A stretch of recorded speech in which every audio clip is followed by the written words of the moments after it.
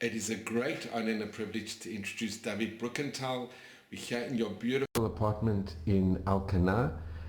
And David, thank you so much for giving me your very valuable time this morning. And we look forward to hearing about your story of your family and how you and the Holocaust survived. Our story, my story, which you are going to hear now, It's a completely different with whatever you can imagine, completely different than the usual, even miraculous stories of the Holocaust, of the Shoah. There's two stars, the two stars of my story now are my parents, Rabbi Harav Hillel Bruckenthal, and my mother Amalia, Mali, her nickname was Mali, Bruckenthal ne Landau. My father was born in a curious name in a little town in Poland, in Galicia, which its name was Uszczyki Dolna. That's funny a bit, because everybody reacts like Ichikidana or something. Anyway, in Yiddish, it has also a name Istrik, in Galicia. He was born there, and to a common family, Shlomo and Sheba Bruckenthal. And when he became, was about 12 years, he was sent to go on studying Torah in Sanok. Sanok is the center town of all these areas there, which happened to be the rabbi of Sanok was one, later it became known, one of the most famous rabbis of Poland, Harav Meir Shapira. Meir Shapira was known from Lublin. He erected the Yeshiva Chachmei Lublin, but something which was even more important, which works until today and much more, is a Daf Yomi. He was rabbi of Sanok. And although my father was about 12 years old,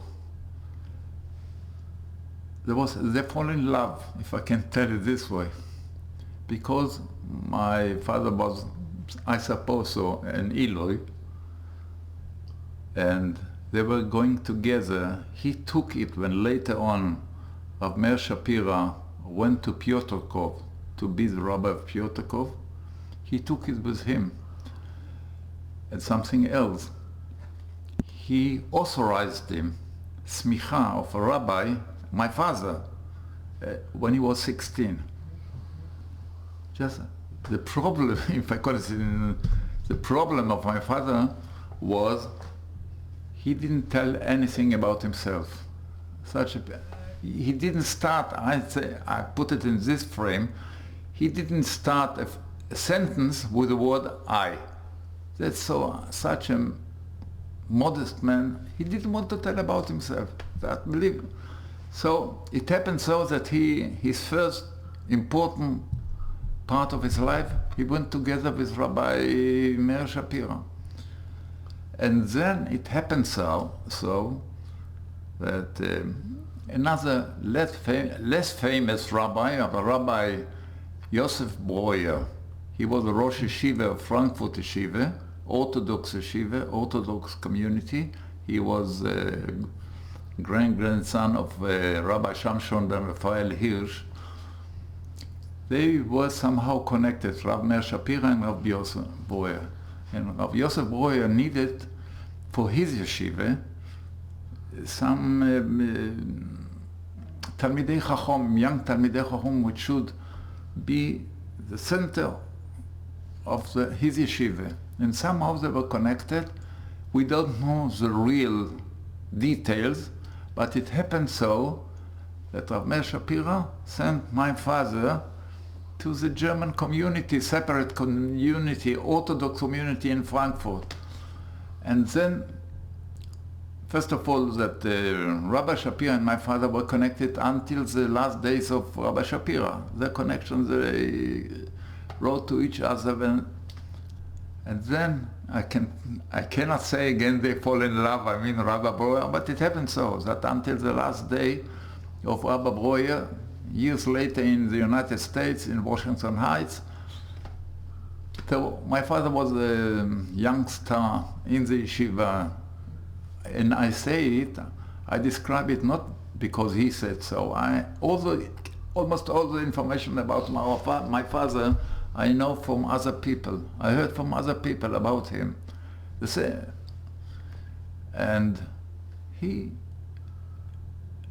was somehow a Ram teacher in the yeshiva, a very young one, but he was known in the whole community, the Orthodox community, and he was known there. I know from, but that's not the main story now, so we cannot go now into long details. Very interesting, and it happened so that 1933, when the Nazis came into power, and there was a whole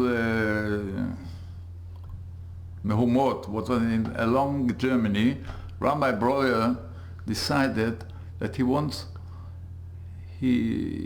because he didn't know, nobody know what's going on to be there, so to be in the safe side, he started negotiating with the Jewish community in Fiume in Italy to erect a branch of the yeshiva in Frankfurt.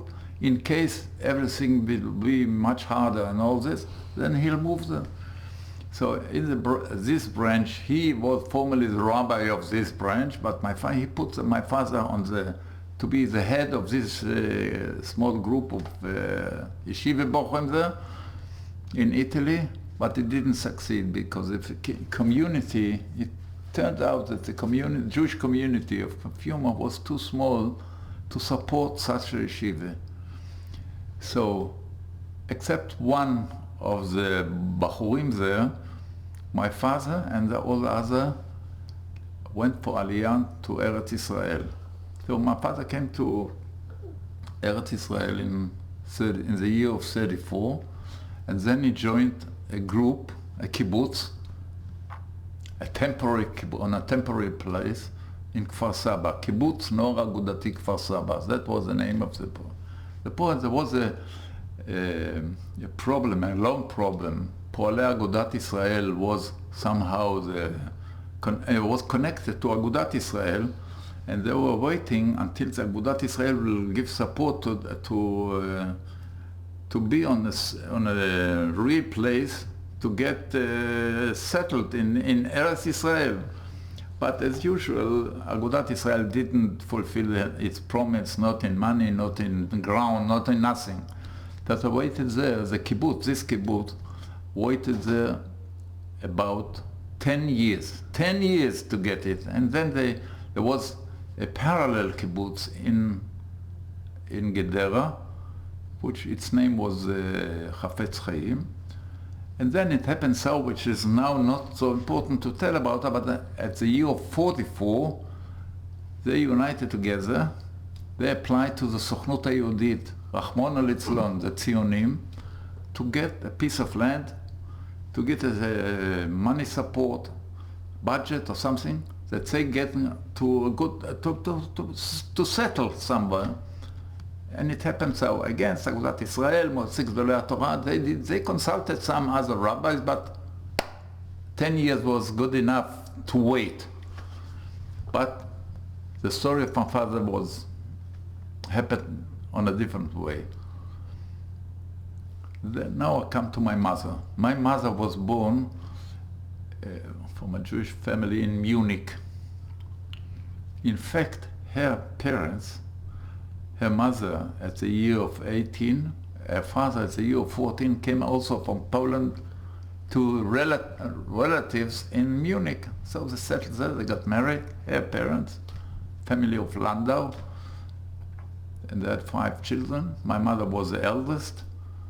And it happened so that the year of 33, after the Nazis came into power, my grandfather decided And he was not like a real, like a usual Jew in. He didn't believe that's going to be good there.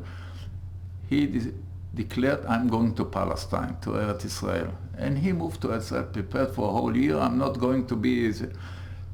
There are many, many, many stories about this move, and after a year, he told my grandmother, with her business and all this, to come, to take the children, to take the business, to come to Israel. It happened so, by the way, that the Admor Misadegora, the rabbi of Sadegora, when he came from time to time to Munich, he was sitting in the apartment of my grandfather, and for months like this, he accepted people, received people who come to me. He made, I suppose, also some money, you know, and so that was the beginning of a roman between my grandfather, family, and the rabbi of Sadegora. I'll tell you why it's important. He came to Palestine, to Eretz Israel, as a tourist, but he had also to get a certificate for himself. So the rabbi of Sadegora ordered 2 of his Hasidim, but in Eretz Israel, who were well off, everybody should put about 1,000 pounds at that time, you know, in the konto of Mr. Landau, and he can come to the authorities, to the mandate authorities, to show that he is a big capitalist, he has got a lot of money, he is going to invest in Eretz Israel. And he got his certificate and the family as a capitalist. And then, of course, he gave the money back. But the family was settled in Tel Aviv, in Avodah Street number 6. And my mother had to finish some of her studies, came half a year later, and she came to Tel Aviv. And then my mother, you will learn about her during my story. She was involved in the Noah Mizrahi society somehow, but he decided that was her expression. She wants to know more about real religious society. So we started to she heard about that kibbutz in Kfar Saba. And she came from time to time on Shabbatot, you know, as young girls do even today. Started visiting that kibbutz. And there she knew my father, met him, they fell in love, and got married in Tu B'Av Tar Tzadi Vav, which is in 1936, summer. Just something else to know, for you to know more about, just a bit about my father. She told us that my father told her just on her marriage day, on their marriage day, that he's a rabbi. No, but he gave shiurim there in the kibbutz and all that, but he didn't tell us that he's a rabbi at all. You know, that's just a type like this. They got married. After a half a year in the kibbutz, they got from Rabbi Breuer, and not only for him, and he applied to him, and also from Agudat Israel somehow, there is an hachshara. You know what's a hachshara? But if you could explain it's a place where youngsters, boys and girls, wherever they are from, are preparing themselves to get the profession and all this, which will fit their life in Palestine, in Eretz Israel. To prepare them. To prepare them. There, to prepare themselves, mainly in agriculture, but also in some other productive professions. The director of that Hachshara got a certificate, and he came to Israel, to Eretz Israel. So they need very urgent somebody to be there. So now it's a year already of end 36, starts 37. So at the beginning, the atmosphere in Europe, especially from somebody who came already from Europe, who knows what's going on there, that was something dangerous. I mean, nobody would have done something like this. So my father consulted Chazon Ish and all other people, and Rabbi Yosef Breuer asked him to come. He knew about this, the Hachshara of Agudat Israel was there. So my father decided to accept it, and they went to Enschede in Holland. Enschede is a town in Holland, not far from the German border. There was a Hachshara of about 70 boys and girls, mainly boys, about 10 girls, in the years of 16, 17 until 20. And they were waiting, in fact, for a certificate. Learning agriculture would help him to get earlier and a certificate to go to Eretz Israel. So it's not like today that you get a low-cost jet or much. By ship, it's not so easy. And in fact, when they came, my father was a director of the Hachshara, and they were born 3 boys. Me, David, and Israel, and Mordechai. 3 boys. 37, 38, and 38 and 39. David, Israel, and Mordechai, the 3 boys. And were you the oldest? Yeah, I'm the oldest. So, my father did what he understood to do the best. I have many stories about, just to let you know, the members of this Hachshara who survived the Holocaust, the war, just were until the last day of themselves, their last day, such admirers of my mother and my father. You cannot, I'm not going to give all these stories, but you can understand from the situation what happened later.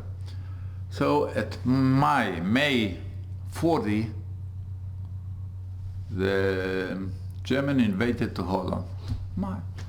Just something else which I remind, the papers of my father, of my parents, as citizens of the British Mandate in El Sabah were not finished. And he insisted he has to go back to Eretz Israel to arrange it, finally. And everybody who's a mumche, who's an expert, who understands everything, mocked him. He wanted to be a British citizen. That's the main enemy now of the German. You are going to arrange for you a British citizenship? You are Polish. What has the Polish against the German? What have the Germans against the Polish? Just clear. But he insists. One of his qualities of my father, he didn't say it. We say it in Hebrew, ro'eh et hanolad, which means he understands very well far in the future. He understood, and he insisted going back, and he arranged the papers. And it happened so, what I told you, that the German invaded to the Netherlands in the 10th of May, 40. And in June, just a month later, came a team of assessment. We are taking you, just to let you understand that the occupation of the Nazis in Holland began already with certain laws against Jews, but transports and all this started 2 years later.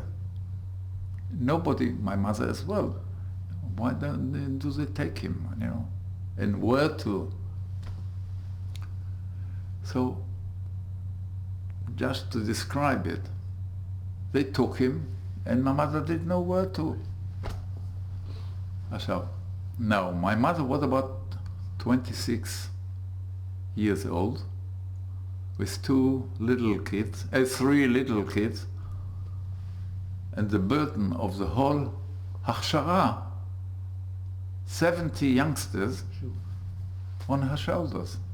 Suddenly, she has been already, in fact, the director of they looked at her what to do, which means to arrange everything, to arrange food, to their youngsters, to keep scheduled times of tefillah, of eating, and all this.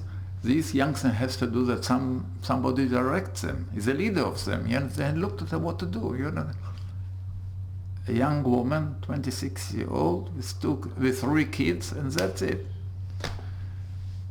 But you have to know my mother, Mali, which everybody knows her. She was completely 100% different from being what you can imagine yourself as a Rebbetzin, the one. She was a sportsman. She knew to swim, to walk, to whatever, you know. And she was very wise, and she was very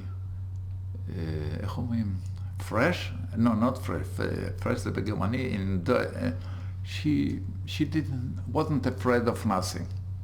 Neither the German nor the SS, and she knew very well the German language. She was a German-born lady, youngster. She was.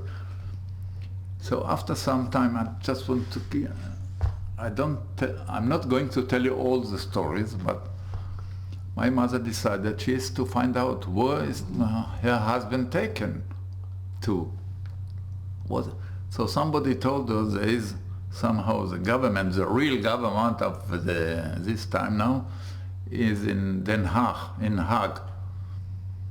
She went to Den Haag and came to this, there was a building, here's the government building in Den Haag. She came to the place, what do you need for, what are you looking for? She said, my husband was taken. I want to find out where he is. What is it? That's just taking somebody, you know. She said to the German, what is it? I want to find out wherever. So she said, there's somebody on the 6th floor. You can go, who is somebody you can find out? He let you know, if he knows. He comes up, he's a very honorable man, speaks him, she tells him, my father was taken, just, we don't know, broken. But this man there, he didn't know that she is Jewish, because comes a lady, speaks German well as he knows, the best German language, and her name is Bruckenthal. Bruckenthal can be a better German name. He's not a German. He was born in Munich, and that's it. She didn't tell him. But she asked, what's going on? Just taking people and, you know, what, kidnapping. What's going on with you, German? So he told me, yeah, the only reason which I can imagine, that was his answer, that somewhere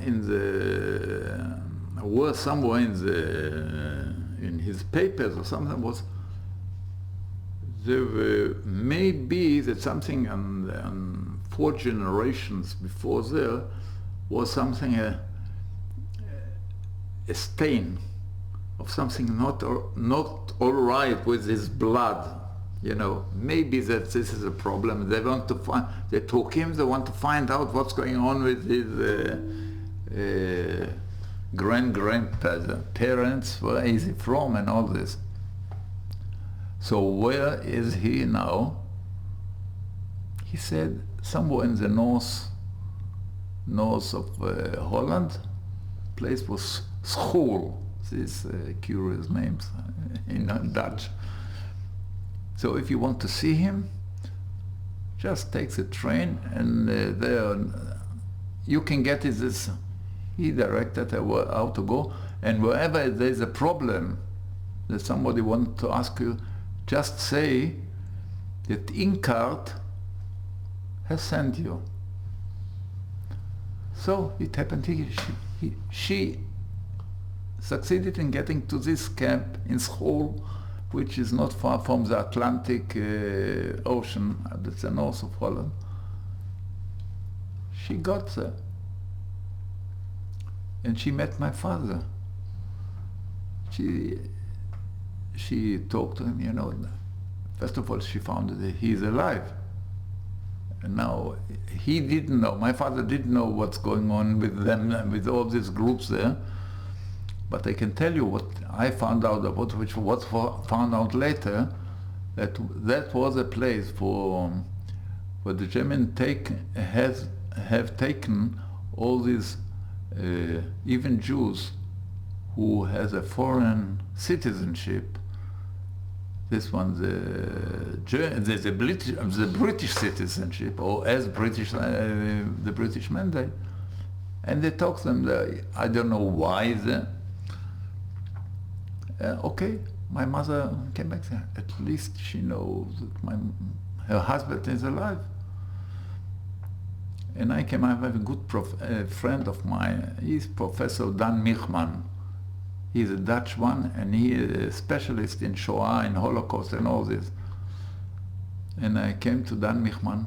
What is his name? Inkart. It opened all the gates to this for my mother to. What is that?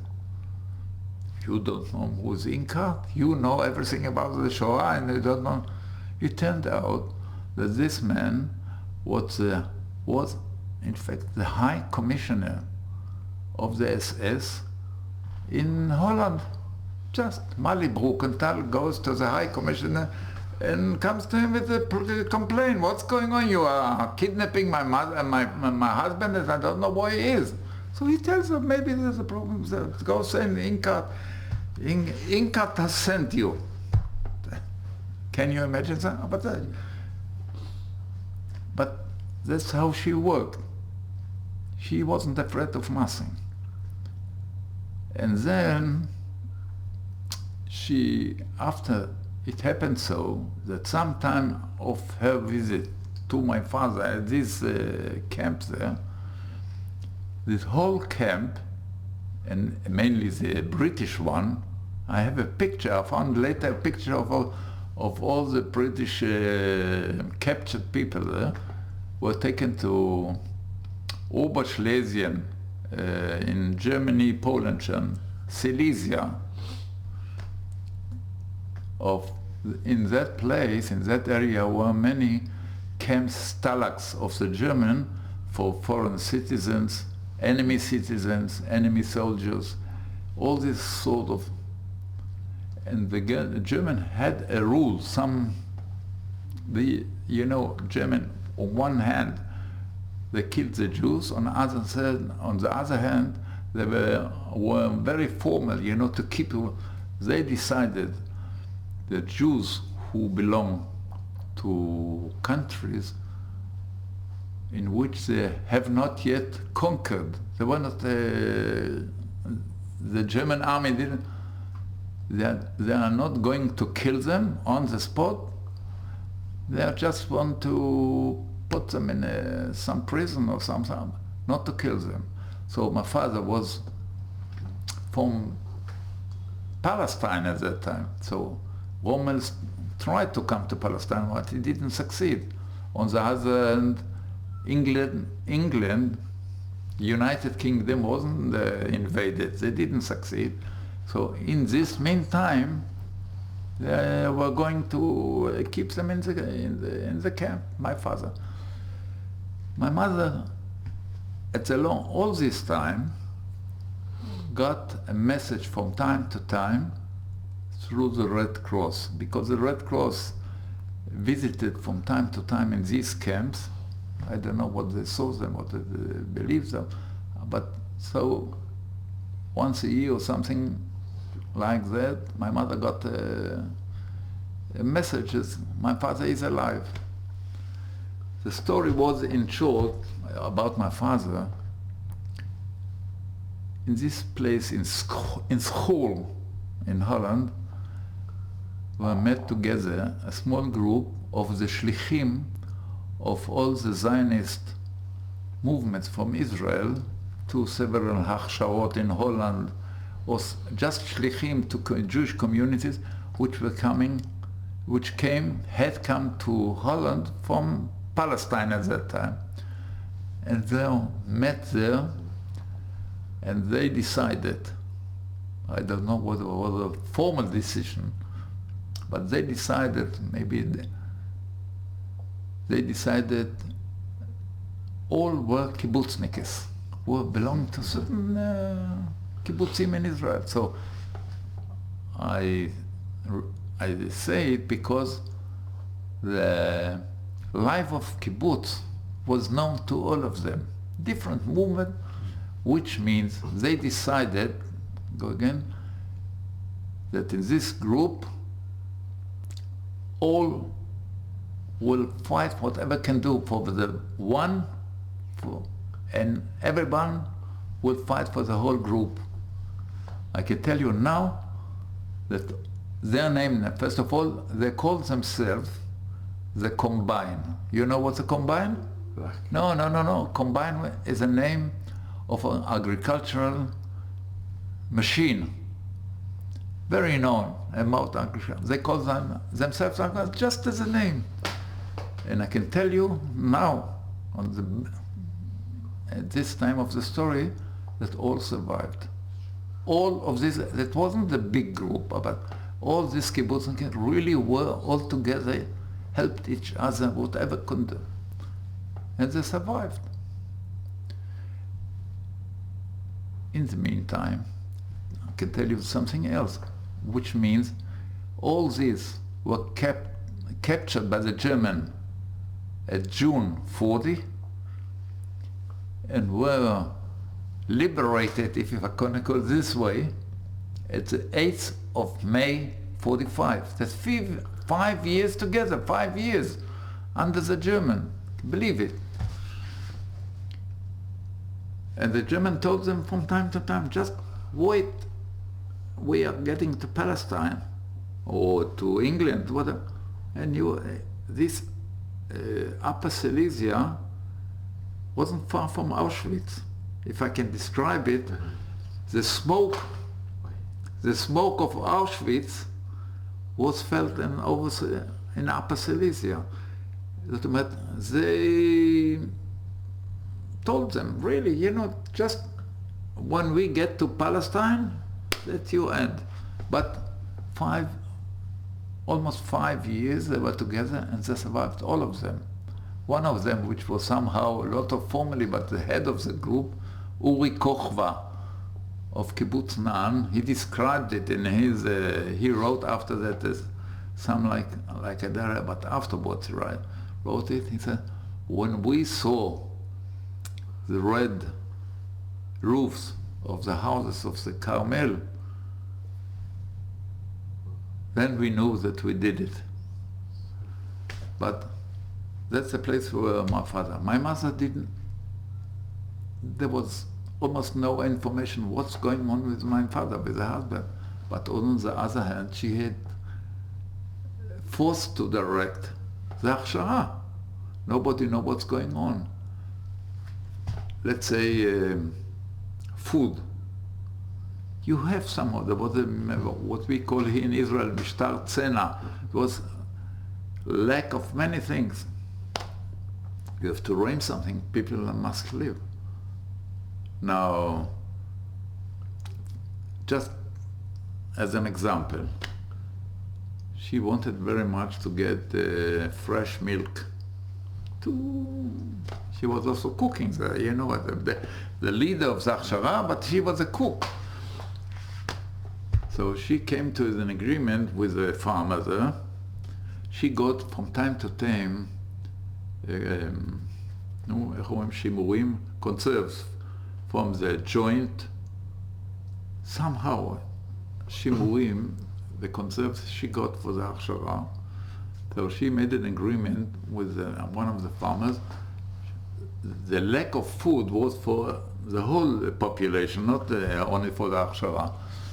But they kept kosher food, you know. She made an agreement with one of the farmers that they'll change.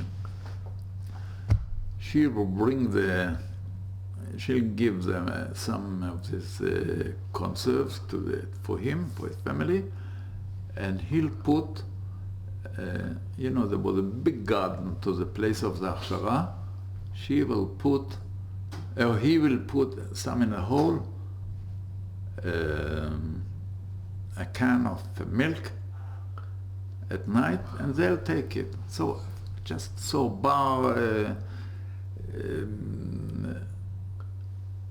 many such things.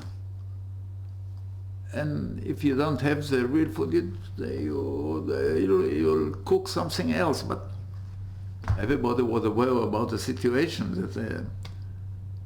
that was food. For instance, there were some outside of Enschede, in a suburb of Enschede, its name was Tvekelo. There was a place of the הכשרה. But there was another suburb on the other side of Enschede, its name was Hengelo. So my mother went by bicycle once a week or once a week to Hengelo. There was a big market there with the poor money what she had. She got from time to time money from I don't know where. And she bought all these things in the market there, which was cheaper and all this, just on a bicycle. God, that's some 7-10 kilometers. She did it on herself. But also in Hengelo was a place where the boys and the girls together could wash themselves with hot water or something. There was a mikveh there, in order just for the hot water. They were not married, these youngsters.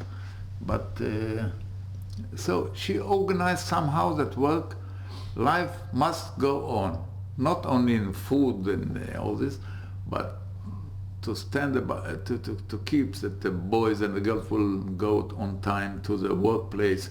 And all this, if you keep all this machine of time, of scheduled time, and something is going on, you were less afraid. That's some disorder or something like that. And there were some boys who couldn't give shiurim to the others, and praying time will be kept, and all this. Tell you some later about it, and this will show you, give you an example which saves them from certain thing. I want to. I have about 50 stories which I can tell you. I'll let you one or two of them, just that you can understand. I'll translate it on the spot.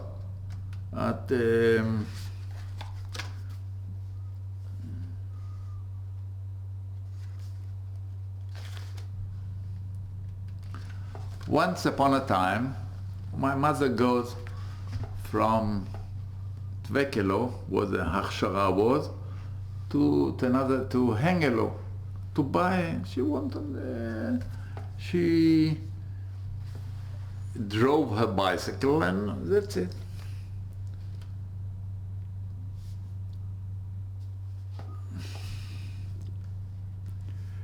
And she just by accident, they didn't see anything. Suddenly come a soldier, a German soldier, some sort of SS man. Hello, you have to come with me. You don't know. It turned out that this place and don't tell you now everything, but he belonged to the headquarters of the Gestapo of the whole area. You have to come to me. What? A young lady goes by bicycle. What happens there? Why? She didn't understand. He takes her into the Gestapo headquarters, goes to the 5th floor there. She didn't understand why. It's not the best feeling to get into the headquarters. It turned out he takes her to a certain floor, the 5th floor. He sees something like in a big, like a meeting of 12 of all the commanders of the Gestapo are sitting there. He takes, and she says,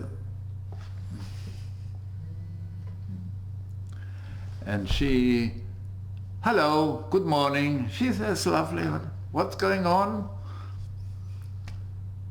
Oh, they say, a young German girl is there.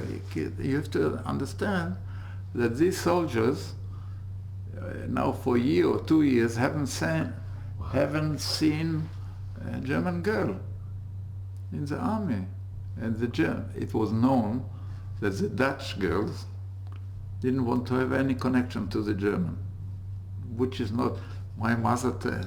In her story, the Dutch girls were not like the many Jewish girls in Eretz Israel who started just to go out with the Australian soldiers. The Dutch kept on not to have any connection. So comes a girl. So she says, good morning, I'm a deutsches Mädel. Oh Lord, they say it's a German girl, what's going on? And like the Germans, they stand up to see about 12 SS men. And they were happy, so happy to meet a girl there. Everybody knew English and but German, they were starting to go. But my mother didn't know how she wants to get out from there. And they didn't know that she's Jewish. First question, somebody asked her, where are you from? She said, I'm from Munich. What are you doing here on the other side of the world? She said, I got some work here in an institute, educational institute, and I work here. And you are German, maybe you can help me. My husband ran away. I don't know why, he was very missed German, and he went to Germany. I don't know anything about him. She told them, perhaps you can find him for me. I'm alone. I'm working, but my husband, I miss my husband very much. He was missing Germany, so he went to Germany and didn't come back. Maybe you can help me. They had mercy, the young German girl who lost her husband. But suddenly the commanders of the highest rank told her, please give me your Kahnkarte. Kahnkarte is like a credit card, but it's meant the identity card, which gives all the details. You are where you're born, where you say. The point was that on one side, all the details were pure truth. You sure? But the point was, on the other side of this card was a big J. So my mother was afraid. I'll give them, I'll show them. Just when they just turn it on the other side, they find that they're just a Jewish girl here. So she decided, that's how she describes it in Hebrew, I have to attract them on another things, not to turn the card on the other side. Just to turning in the seat of the James, that's it. So there were 12 people there, you know, and a card of a nice German girl, everybody has to see it, you know, they put it to. So she said to the first one who had it, "You are from Schwaben." Schwaben, that's a district in Germany. Are you from Schwaben? How did you know that? He wondered. How did you know that I'm from Schwaben? You know, all of them are homesick and all this. I know it. I know. She explains. I know the different pronunciation. Like the dialects.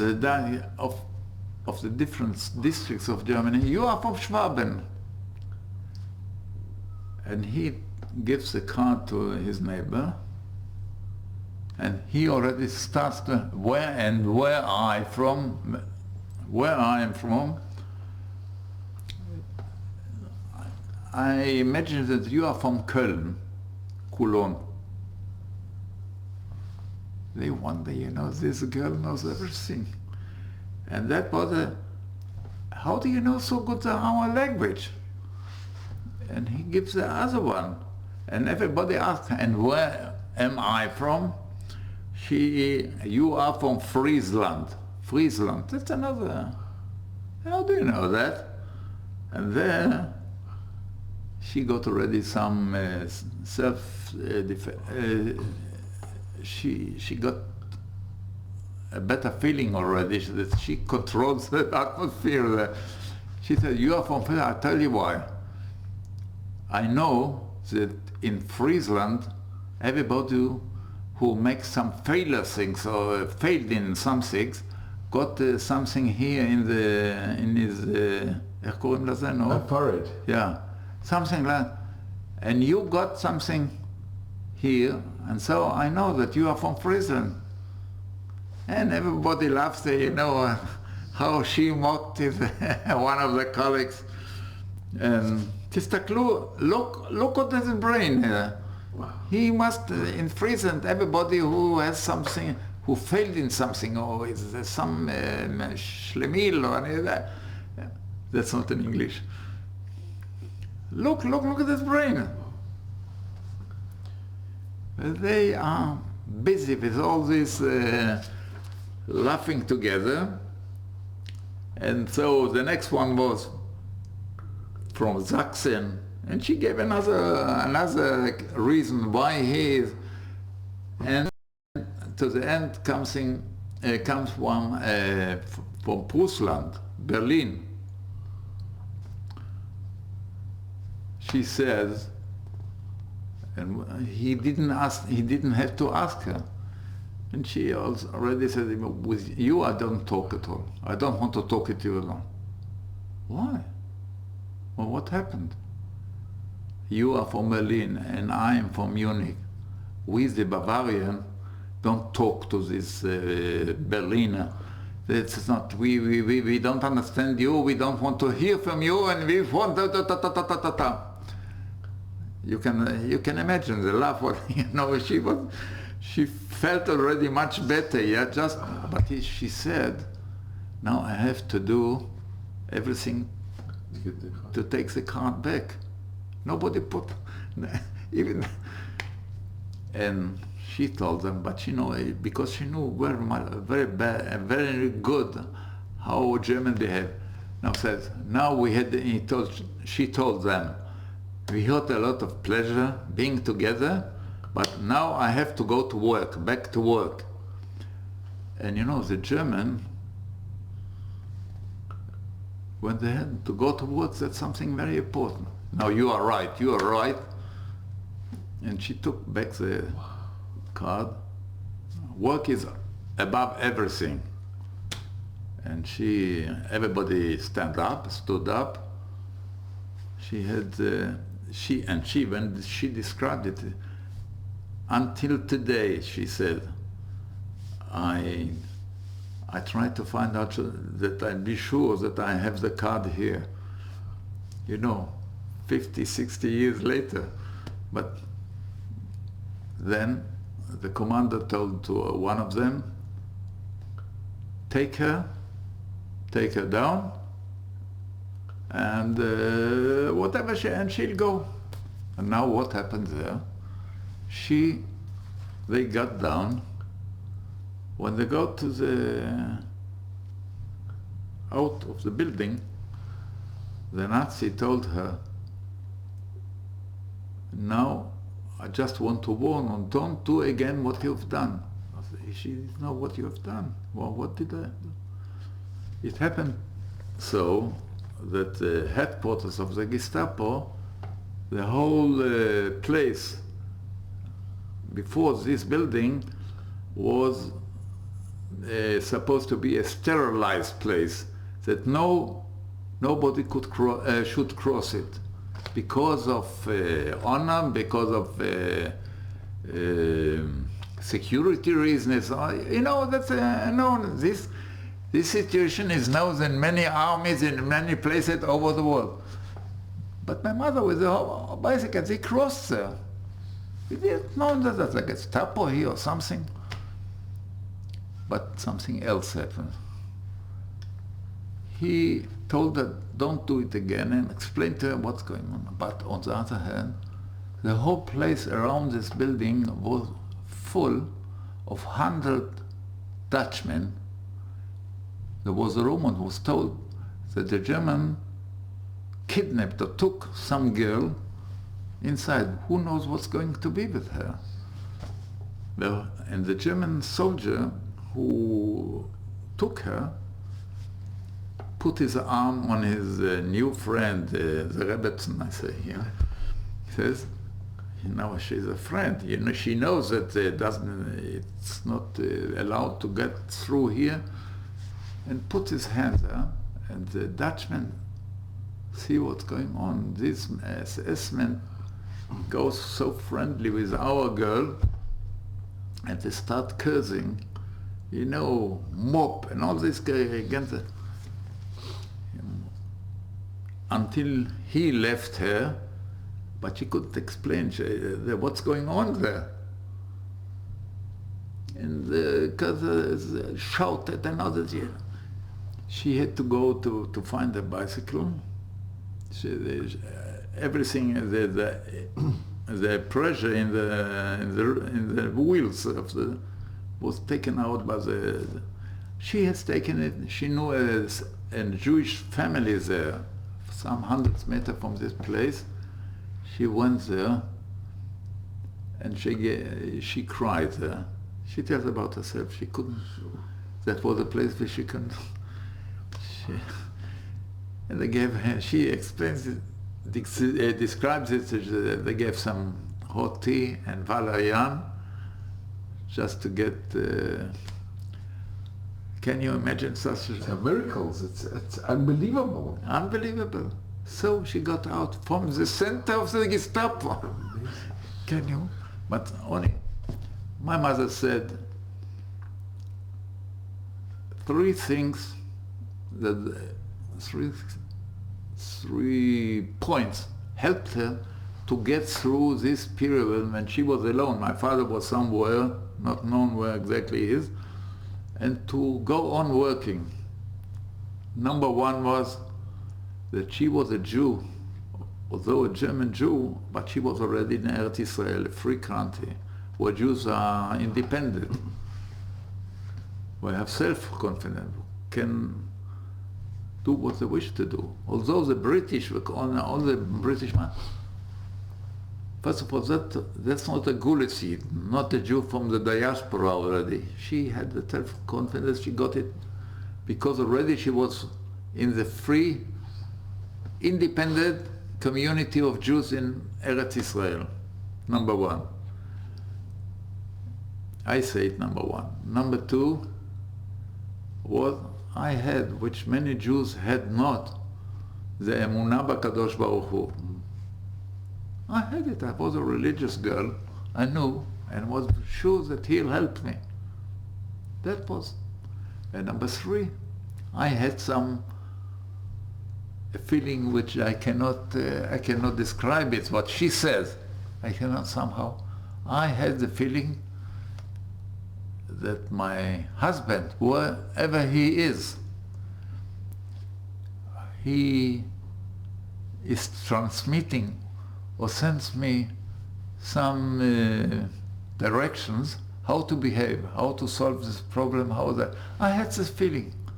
Whether it's real or not, that's not important. I had the feeling. And my husband knew what he should do. So he helped me in advance of some 1,000 kilometers. I had this feeling, and that gave me self-confidence to go on. By the way, just to explain to you some quality of my father, one of the very few things which he told us about being captured by the German, he told us when he was taken, one of the things which he composed for himself, the Jewish diary. He knew how to reckon it and all this for several years in advance. So Shabbat is not a problem every 7 years, but just to know when the Chagim, the Yom Kippur, the Rosh Hashanah, the high days. He could do this himself. For himself.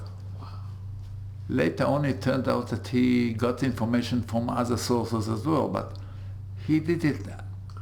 That shows again what I told you, I told you before, the Riyat HaNolad, Hira'at HaNolad. He had this quality. He knew, he understood very much what's going to happen. He wasn't sure, but he prepared himself. So that's one of the stories about my mother. Then again, I'll tell you another story. She got some information that few of the boys who were taken by the German from the Achshara are in some working camp in Holland, somewhere. But they have nothing to eat. They're hungry. Mainly because they keep kosher. But not only that, they don't have... and they ask if she can somehow make it, she herself or somehow, she'll bring her food, them something to eat. And by this message included, she got information signed. You have to go to this station of the train, to go there, and then to go with your bicycle to go.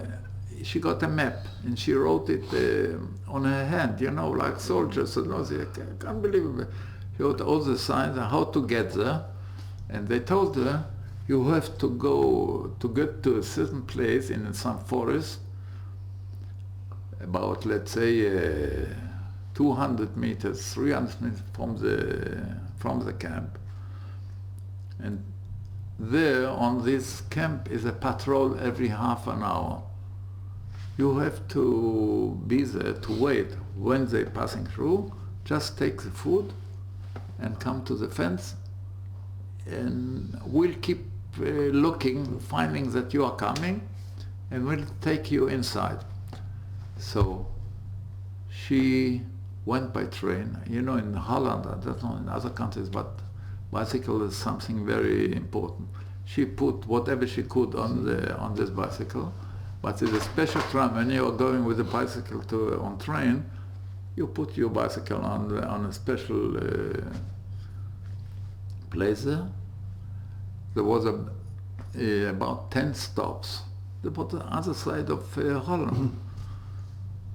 And she took it there, and she goes cycling through it was a big forest. People were there, German soldiers were there, but she, and she gets to the place, puts aside the bicycle, covers it with some branches of a tree there, just and took the whole package with her and waits until the patrol is moving, and she crosses there. Somebody of these boys who waited with her took her under there and hid her in the room. They took everything there, and then they have to put her back, at the right time. She did it, she found the bicycle, but there was a problem. That was already the end of the day. Now, because of the war, was no light in all over Holland at night, security, defense, and all. Then, and you cannot see the names of the stops, of the stations. She knew that's 10 stations, you have to count, to keep aware of such a tensing day. But she did it, and at the last station she got off. If you miss a right station, it was the right place, but there were about 7 kilometers to drive on, but she had no power anywhere. So she walked with this bicycle, came to the Achshara, but it happened so. The Kodesh Baruch Hu, when he makes a drama, he makes it double time. It turns out everybody was closed. She couldn't open the gate. There was a chain about it. She shouted at her. Comes a German soldier. Who are you? I'm Ali Bruckenthal. We are waiting for you. It turns out, and she tells that David, when David saw her, where were you? I wanted to say Hamalach, and you were not here. She was saying Hamalach. You know what's Hamalach? Before getting... It turned out there were a team of Germans who came just at this evening to take her to the camp, to take her. But my mother, he didn't accept it. What are you coming? Who are you? Have you got any document? She says to the German, to this man, have you got any document who authorized to? I have the Swiss consul, and you have to ask his permission. That's not, I'm a German, I'm a British citizen from the, you cannot just take me.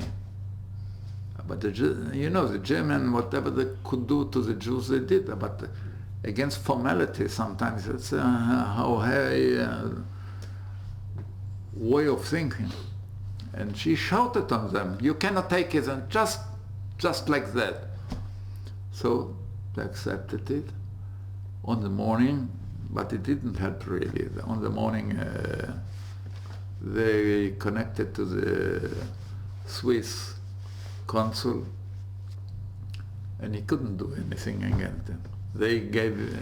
He gave them a permission, and she was taken to the Westerbork camp with 3 kids. With you and your brothers? My mother and 3 kids.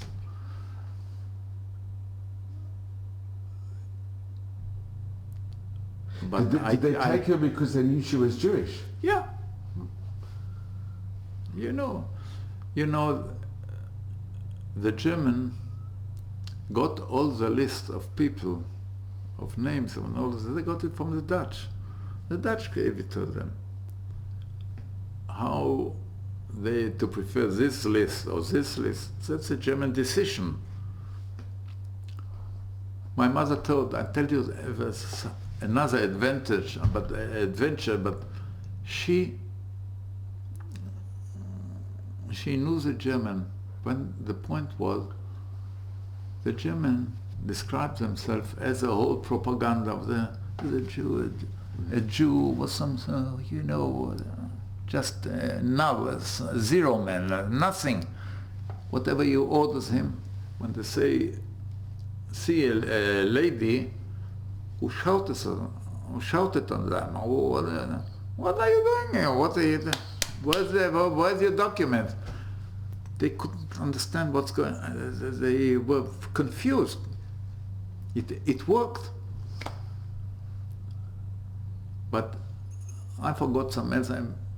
Another adventure I want to tell you.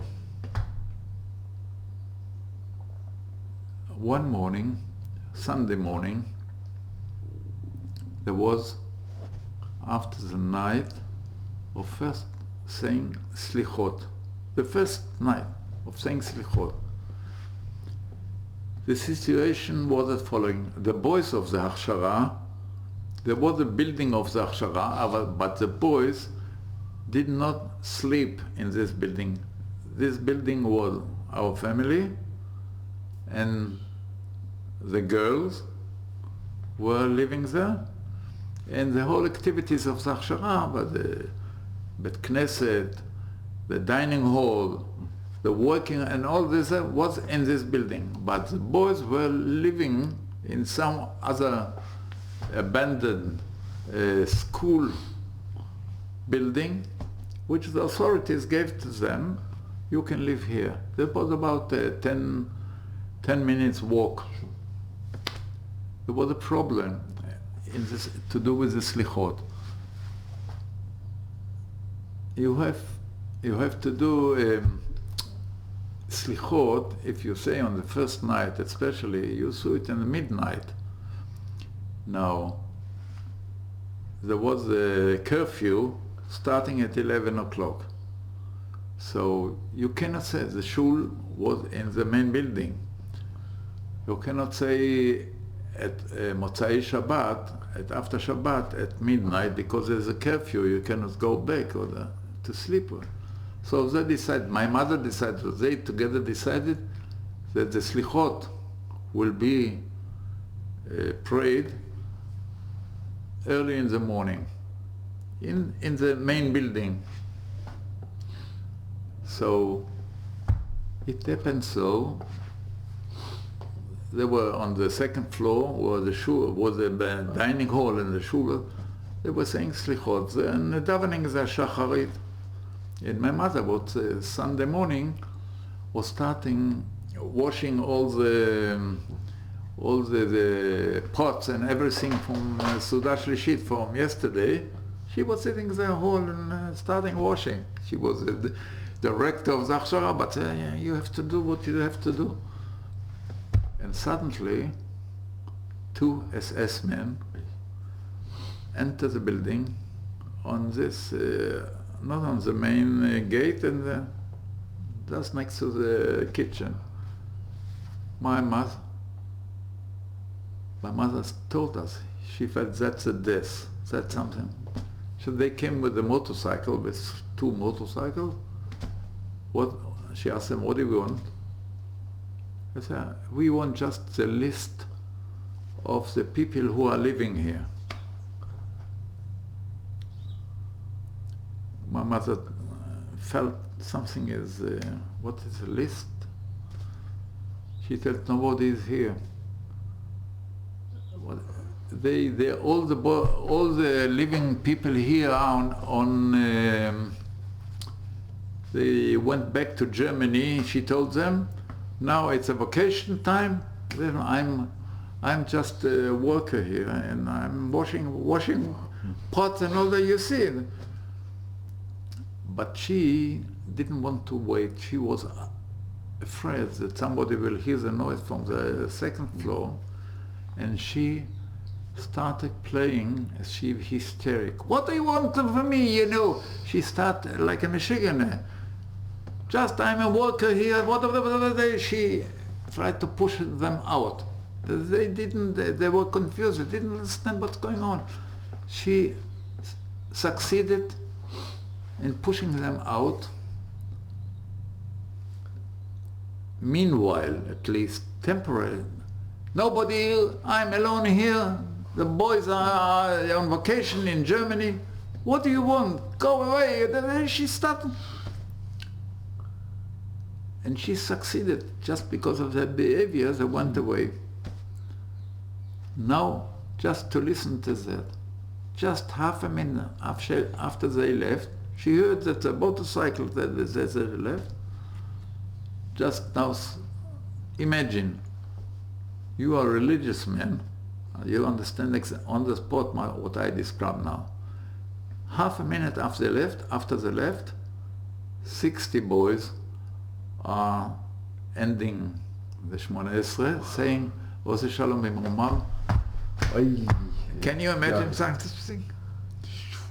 In that case, no shrieing, no crying, no Buddha, no hysteric behavior will help.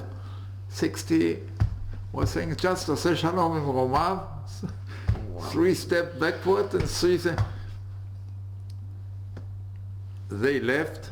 My mother went to them, to one of the most important, one of the boys there, and told them, now you all, now it's very early, but you leave now on the spot and go everybody to his farmer. First of all, nobody will be here. I told them that I'm alone, I know that they'll come back again. You have to be at your farmer's, where you work to, every day.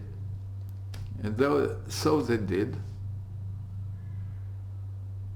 And later on, my mother got a phone. There was a phone on the Achshara from some unknown lady, told her, so asked her, did the members of the Achshara somehow, as I said, went on a journey? If not, send them on a journey. Send them away with it. And what turned out later, that at that night, at the main synagogue of Enschede, the German knew that's going to be now the Slichot. They surrounded the synagogue. They said again the same thing. We just need for the list. Come with us.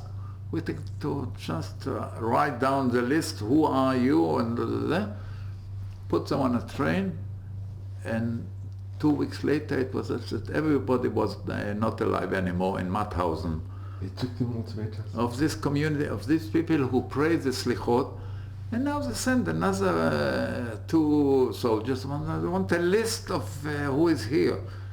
And so they were kept alive. And it just, the intuition of my mother, made herself hysterics, succeeded in sending them away, and then sent them on the spot, go to your farmers. Now, can I just ask David, did the farmers know that they were Jewish boys? Of course. And the farmers, it was dangerous to that was occasion, was not already the usual procedure of transport and all this. That was before that time. My mother told this story. Many of their stories, before we gave it she gave it on Yad Vashem, we knew the stories, most of them. But I found later on, because I read through all documents and many historical things to do with the Shoah, with the Holocaust, I found out that really what happened in the main community of Enschede that night. So that's really what happened. But then the Germans did something else. It was not, but if they would have taken, the whole Achshara at that night. But because of a Michigan worker there in the kitchen who was cleaning the pots and all this, which will remain from Shabbat, they were surviving. They were survived. Unbelievable. You can think that God helped her, not say, okay, but that's what happened. Okay, my mother was taken on that day. She tells, because of the first move from the Achshara to the train, we were taken by this SS man by car. We were so happy, the kids, that the first time in our life we were going by car. At that time was not everybody had a car. How old were you? Huh? How old were you? I was 5 years old. And you remember this? This, I don't remember. I mean, not that the part of going by car, that's not, but I remember many things from that time as a memory of a kid. I didn't understand everything. The point was, my mother, because of her character and all these qualities, she told us later, she decided that we can get from her self-confidence, the most self-confidence that something is, that everything is all right. That not to be afraid, as many Jews did. So she got it. We were happy to go with the two soldiers by car, you know, a sensation. So we were taken to the train and by train to the Westerbork camp. Westerbork was the camp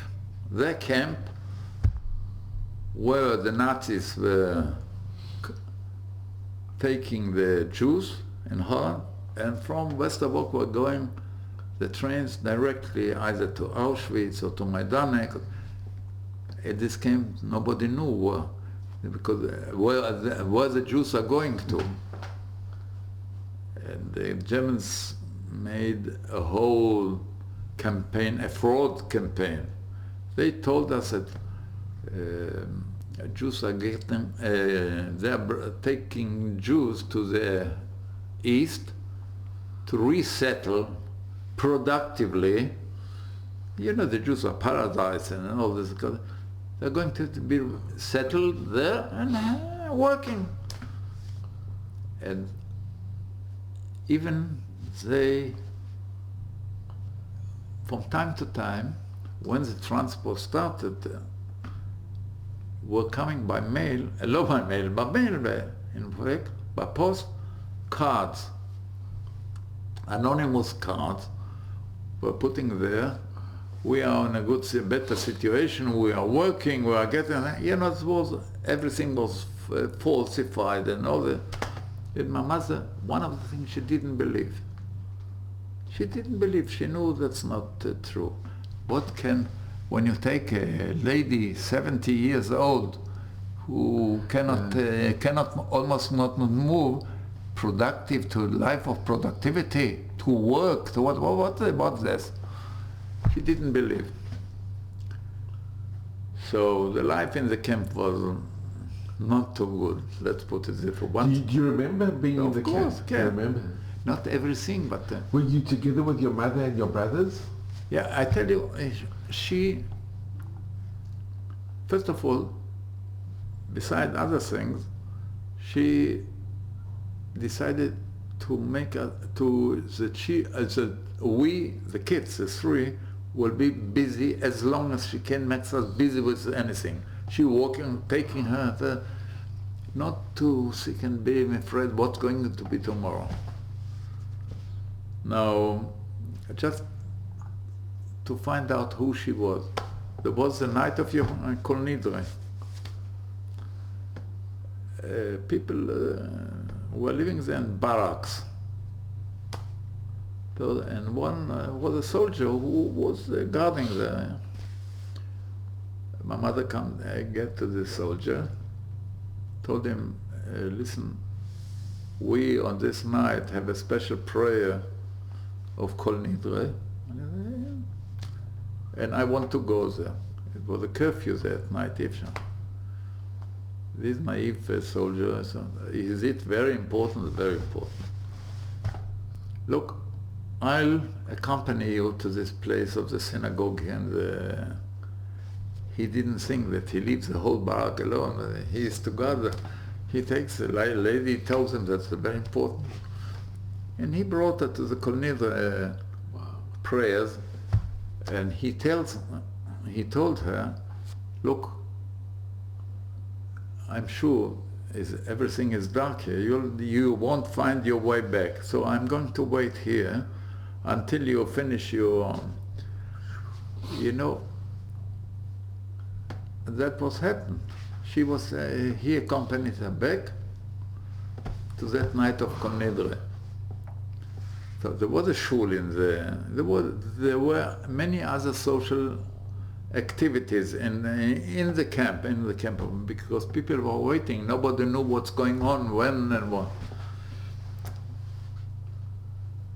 A meal was once a day.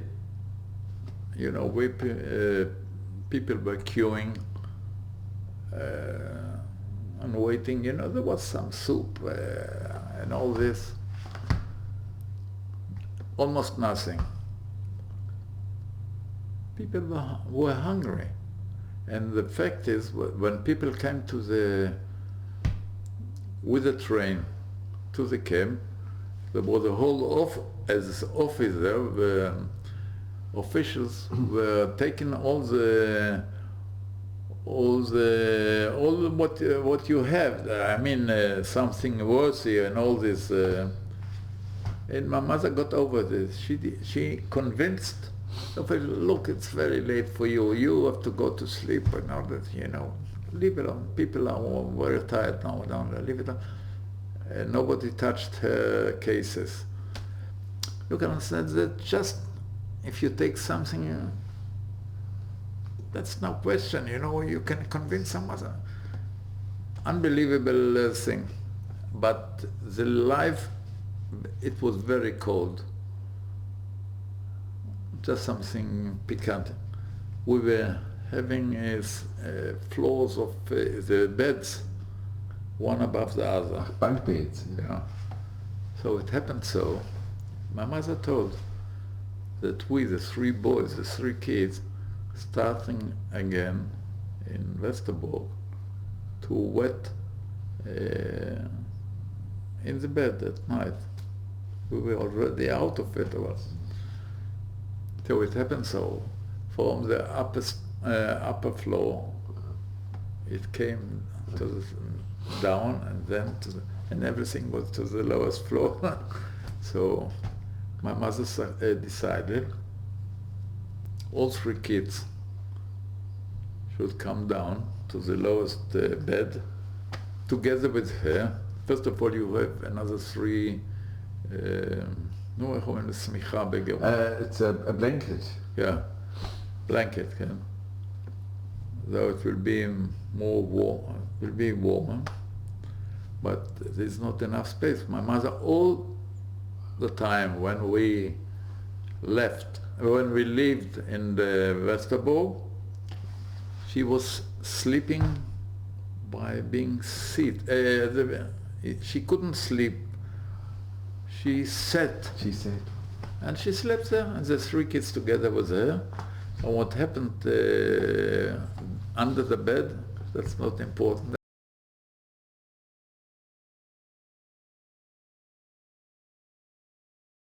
The problem, but my mother had a little piece of biscuits. It happened so that we three, our birthday was in October, 20th October, 23rd of October, and 26th of October. All three? All three, year after year. Just something piquant. In the Netherlands, to get birth to a boy was a bad luck. If you get a girl, you have a good luck. If you get a boy, that's not good. You know, opposite to the Middle East, let's put it this way, among Jews. The doctor at the hospital, the Dutchman had mercy with my mother, that she gets in 3 years, year after year, 3 boys. You know, it's unbelievable for them, you know. They have mercy for him. So it happened so. In October we were at the Westerbork camp. So she was left a few biscuits. And in the first one, the celebration was she gives a biscuit to Mordechai, I think. She gets the biscuit as a present for not by Israel. Gets a biscuit as a present for the birthday. Next birthday was mine. I got also my biscuit. And Mordechai was the last one. There was no biscuit anymore. How come? What shall we do? What should he cried? I get not my present. That's biscuit. And then it happened so. Comes some youngster to the bar. Where's Mali Bruckenthal? Mali Bruckenthal, people on the office, on the headquarters are looking for you. You are going to Palestine.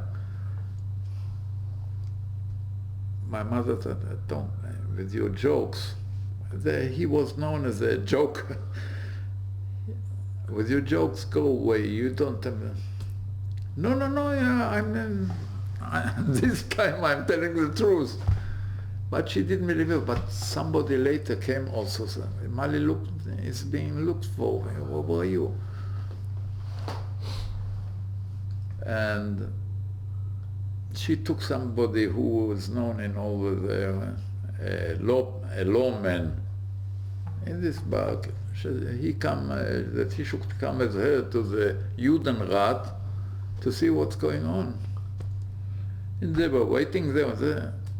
It turns out that Mali Bruckenthal is being looked for to go to Palestine. How it will, what's going on, nobody understood. She even didn't know, but that was a fact.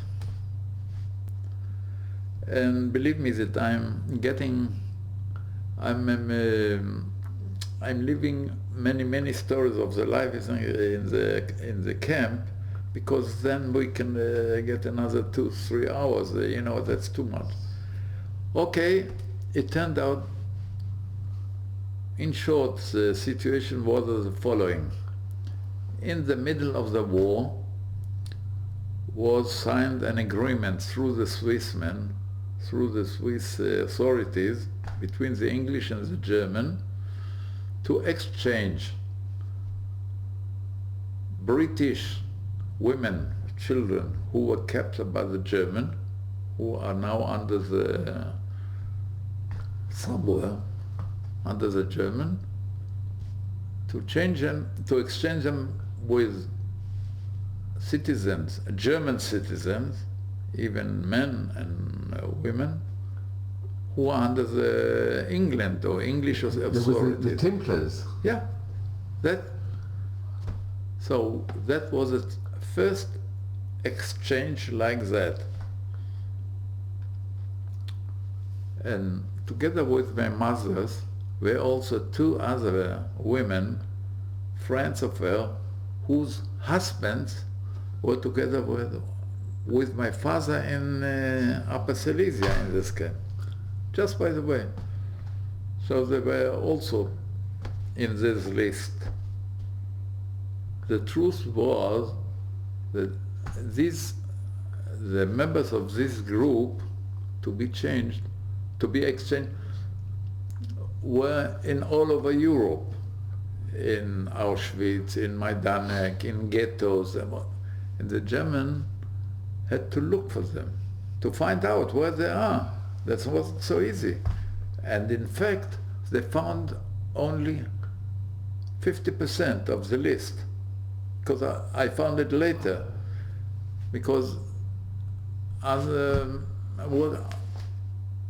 were killed somehow, or they didn't find them. So anyway, we were taken by,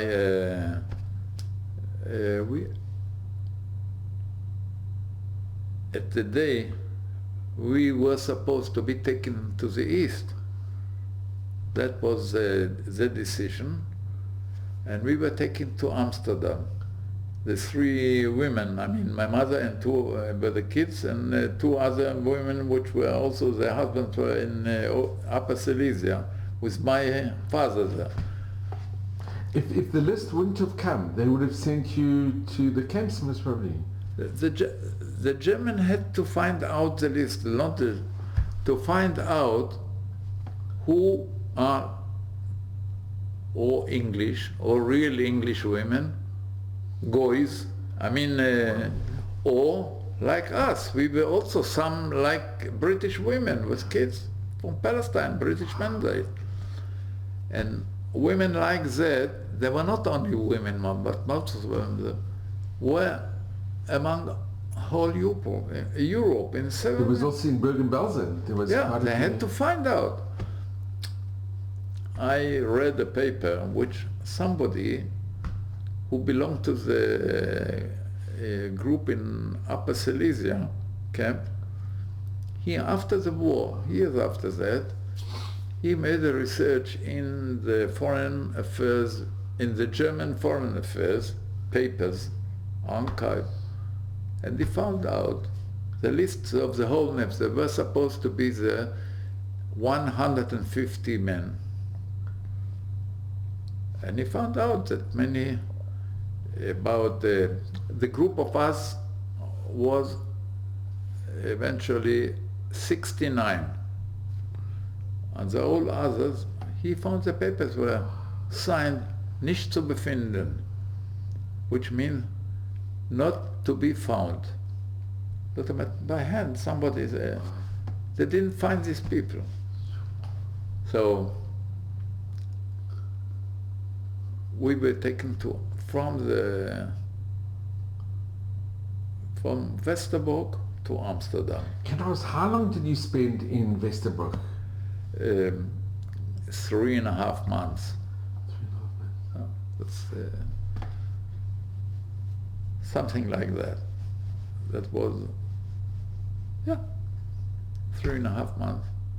I want to tell you something else which I remember now.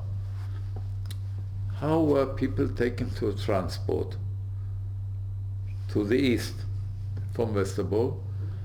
The German told to the Judenrat, you have to prepare the list. Yeah, they didn't want to, their hands were even almost clean. You have to decide who to be sent by the transport. So the first was a fixed number which you have to prepare.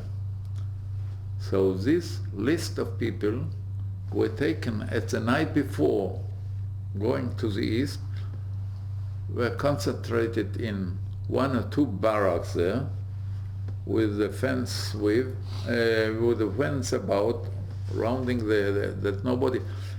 For the German, was one of the important things that the number will be kept. Yeah. So it happened so that my mother, we didn't understand it so well as kids. My mother and 3 kids, 2 times, and in the morning, before getting to the train,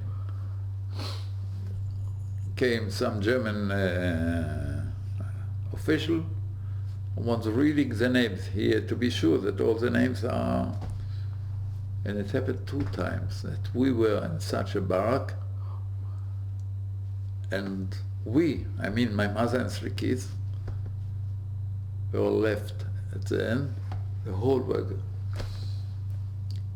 And this turned out, because it turned out in the meantime that we somehow belonged to the British citizens or something like that, so they decided to leave us, to be sure that we are not going to be sent. As it happened so, this order is almost, you don't know, one hand does so. We were in such a list already, but we got over it. So my mother was, we were taken to Amsterdam, and from Amsterdam we were taken with 2 SS men to a train, a regular army train, which was going through Köln, through Cologne to Vienna. but just something to fit it to what's going on with the war. The train, we had a special place, chamber in the train, 2 SS men, Mali Bruckenthal and 3 kids. To keep safe, that they want to be sure that we are getting to Vienna. That was more important who we are. And the train, my mother tells, was full of soldiers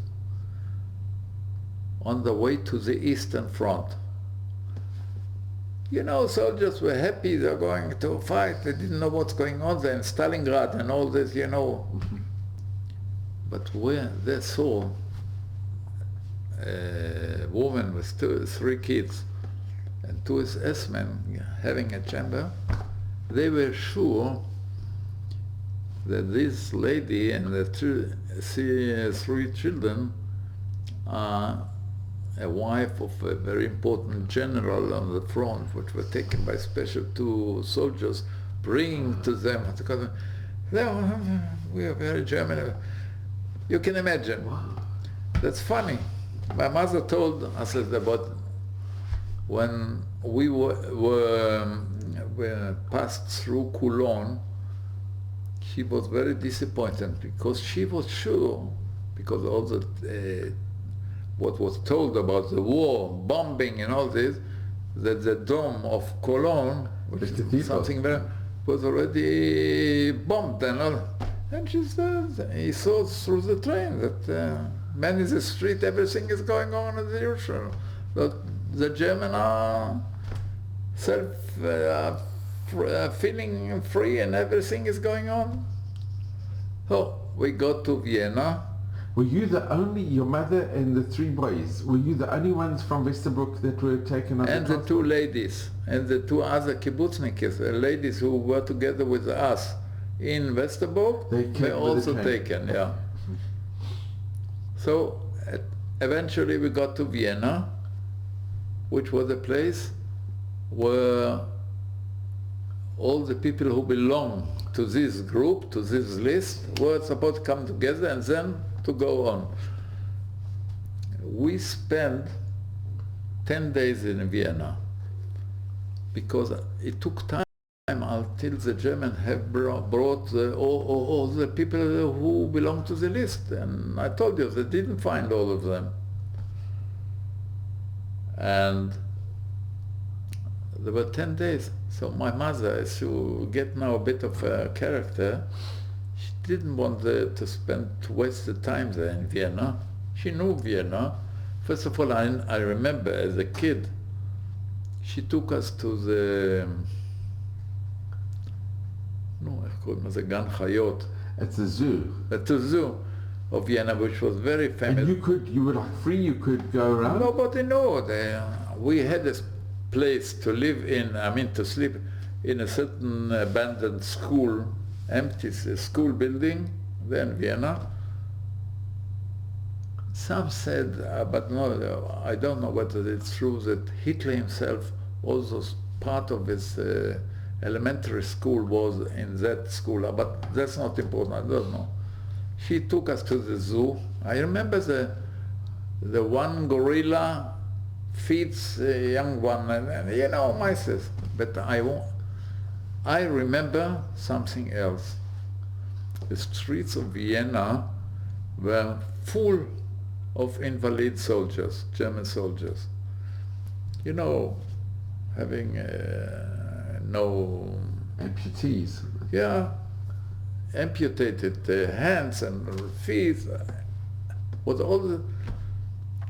I remember that, you know, we were going walking, spending the time there, and it turned out later I found out that that time, November 42, that was the bad time of the Germans in the Russian front. And they didn't want, the German didn't want to bring their invalids there, all the soldiers who were, the losses and all to bring them back to Germany, to not to lower down the morale of the German population. So they kept them in Vienna. That was, I read somewhere, but that's not the views which I said. My mother told us something. One day, one of these 10 days,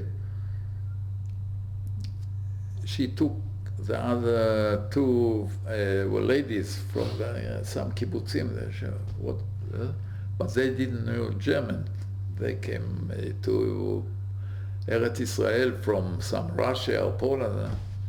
She told them to keep quiet, not to speak. She went to, there's a famous coffee house in Sacher, I think, in Vienna, very famous, all the Bohemia and all. And she went there, and a waiter comes. My mother tells him, "Where are the people here? Where are all of the famous people? I'm looking for them, the theater people, the writers and all them. Where are they here? What's going on?" Most of them were Jews, you can imagine. Where are they?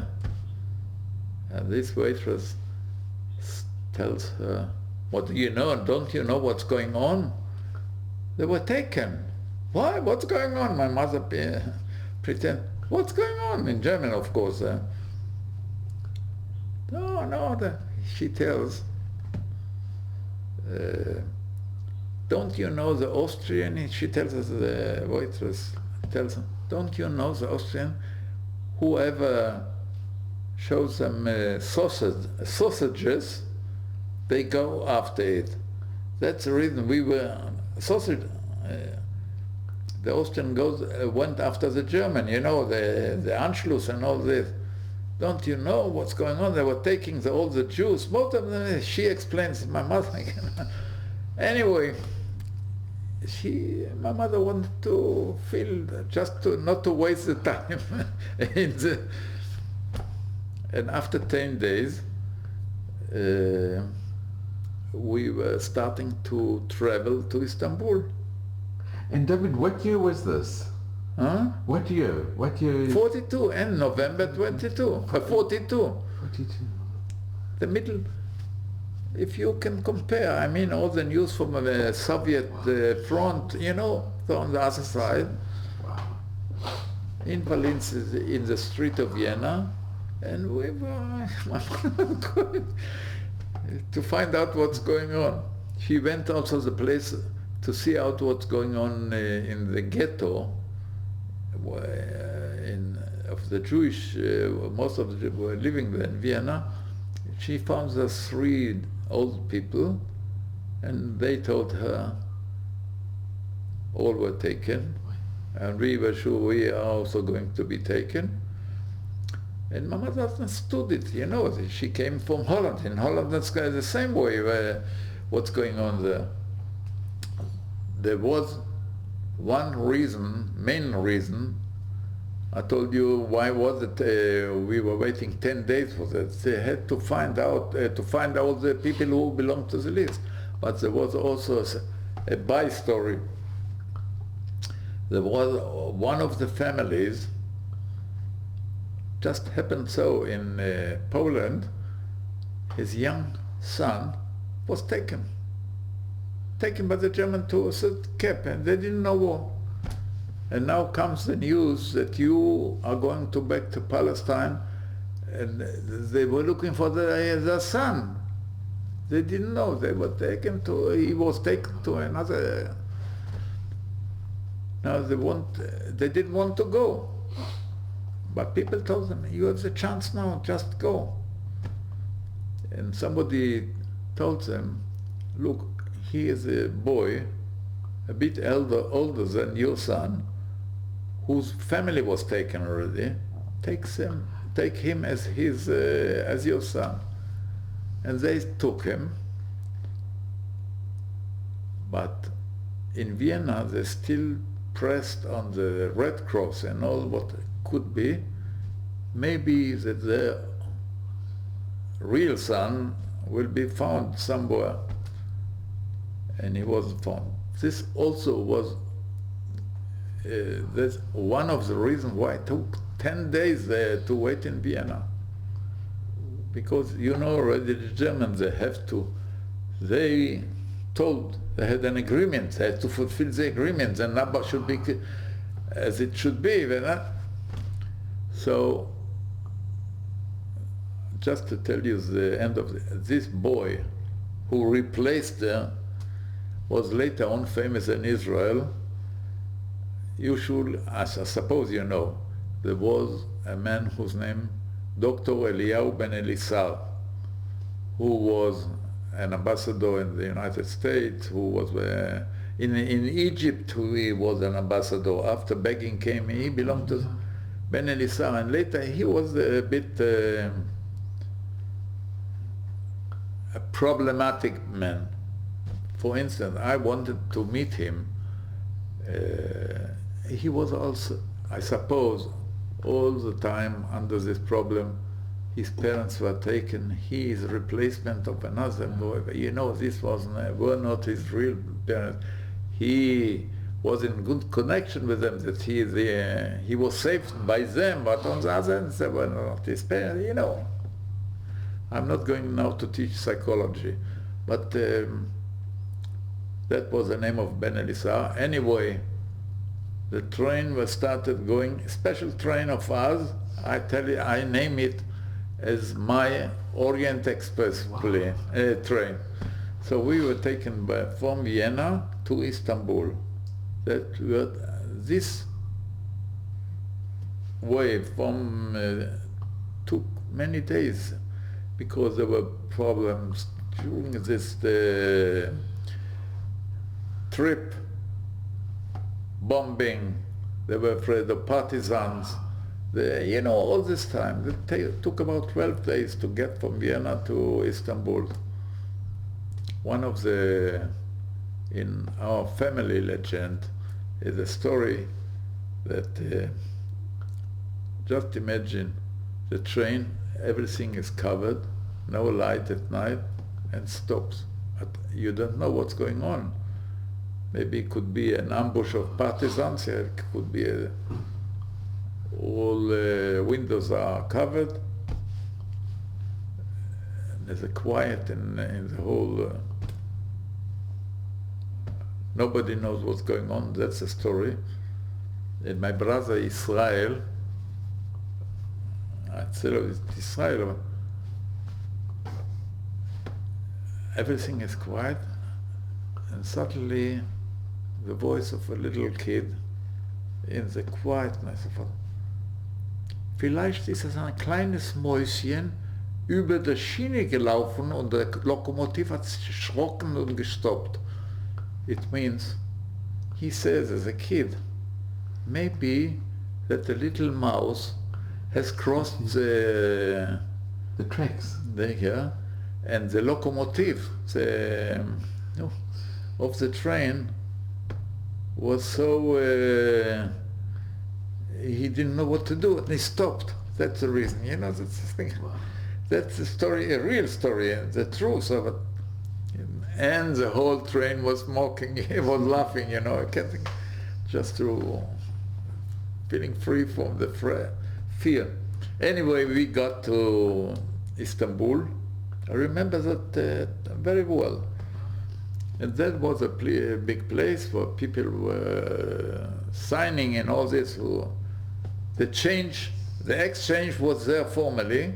In Istanbul, and you could feel that you were free, more free? Yeah, and what happened, something as my mother told me, during that time, a young girl, German girl, comes to my mother.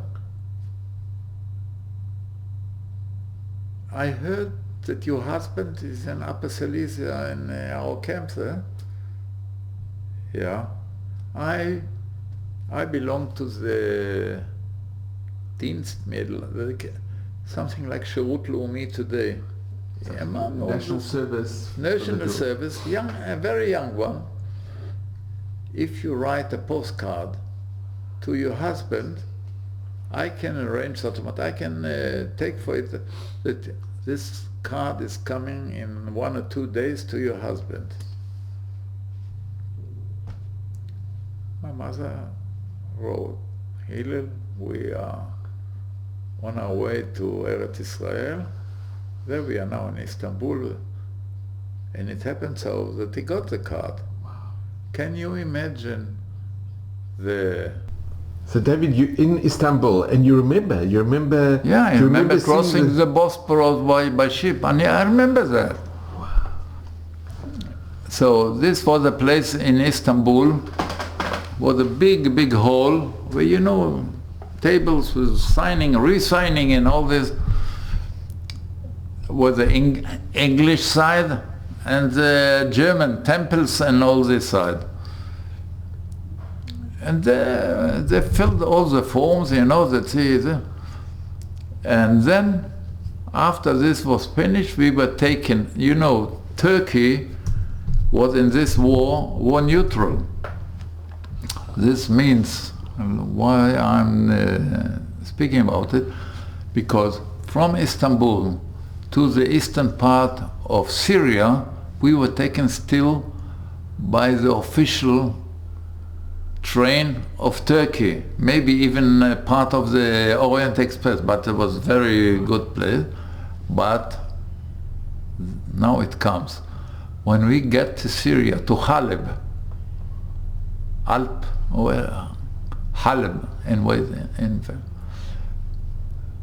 then at that place we were taken already officially by the British.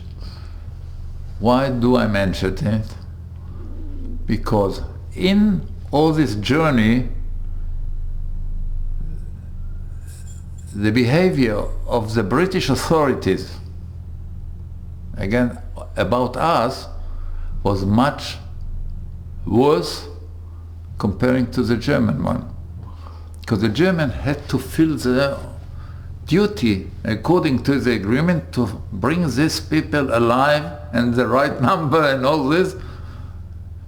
And my mother tells that the German team, before crossing the border to Turkey, they're taking out the army uniform and dressing civilian.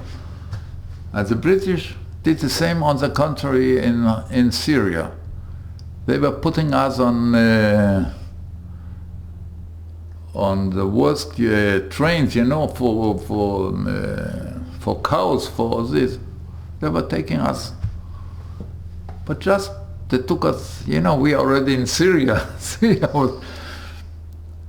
So we were put in this train from Haleb to southern part of Syria, to Tzemach, Afula, Atlit. Believe it or not. When I'm telling to somebody, I made my aliyah by train. Who can? He's crazy. How could it be? This is the right truth. It's a plain truth. We were coming. In fact, we were coming by train to Afula, and in Afula, it turned out there was a whole rumor among us coming from a group from camps in Europe. Just to remind you, we were the first alive people Come from Europe. who come, not just from Europe, from camps from Europe, from the ghettos, from, and any other, I don't know about the Auschwitz, but from many camps like this, from Westerbork, doesn't matter, but the people alive who could tell what's really going on there. Just, you can read it in all the books. The people in Eretz Israel, from the men in the street till the leadership of, you know, the Sochnut, and had no real idea what's going on in Europe. That was a combined situation, because the German also make every fraud to tell stories what's going on and to resettle in the east part of Europe, and all these stories about. But the people here didn't understand what's going on. Even in that time, when it was, let's say, an item in the paper, in Haaretz, Davar, 30,000 Jews were taken from Vilna. Let's put it this way. This headline was put into quotation marks. That meant somebody says that we don't know whether it's true or not, what is the meaning. People didn't know, even the leadership, Ben-Gurion, Kaplan, Dobkin, all this, the leadership of the Sochnut was really the government of this Yishuv here, of the Mandatorian Jewish Yishuv in Palestine, in Earth. They didn't understand what's going on. I can tell you stories about it, but leave it alone. Did your mother tell anybody? Did she? Everybody told them. Can tell you, people didn't believe. Didn't believe.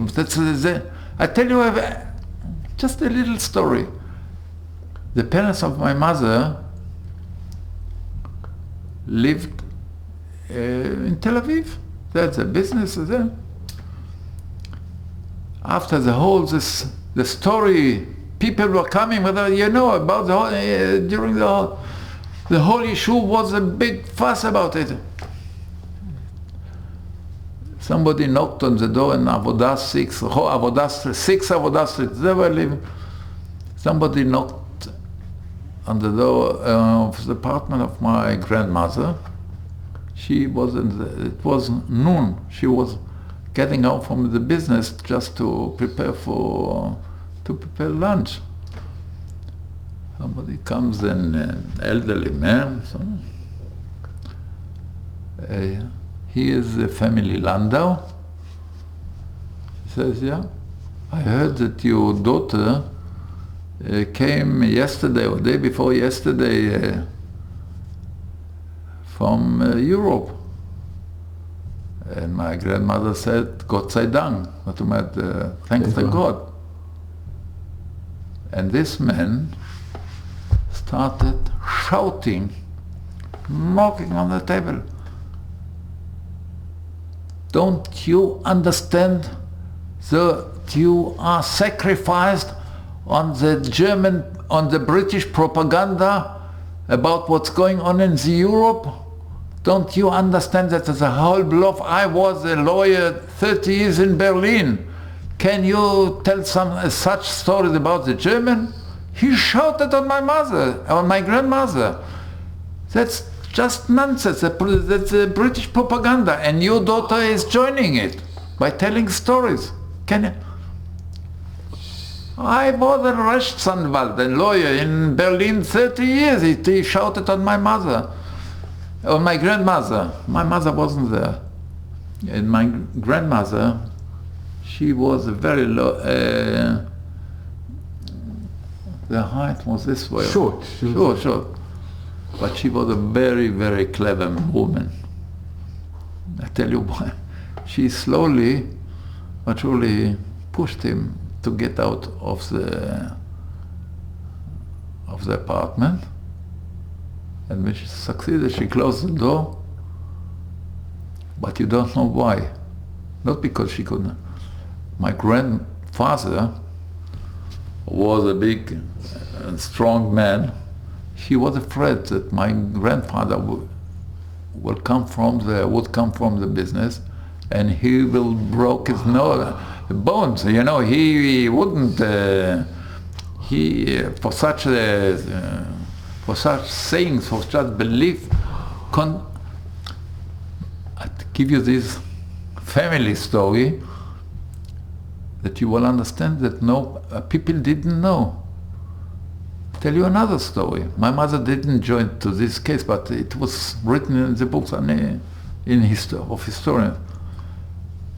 A day or 2 or 3 after we got here in Palestine, in Eretz Israel, it turned out that things are occurring in Europe we don't understand. That's now, let's hear.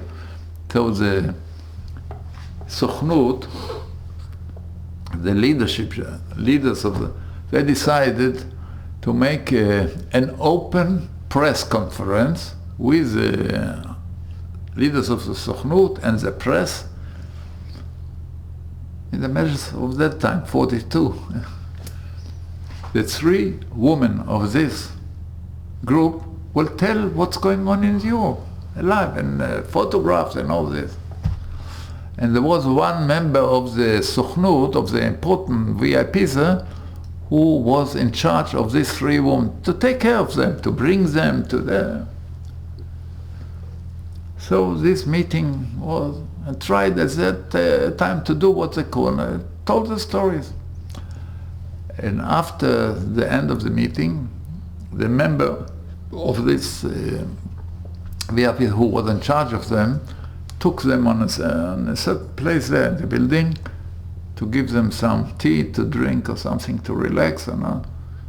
And then he asked them, now you don't have the press here and all this big fuss, tell me the real story. They're not, he tells them, I mean, one of the leaders of them says, no, give me the real story of them, what's going on there.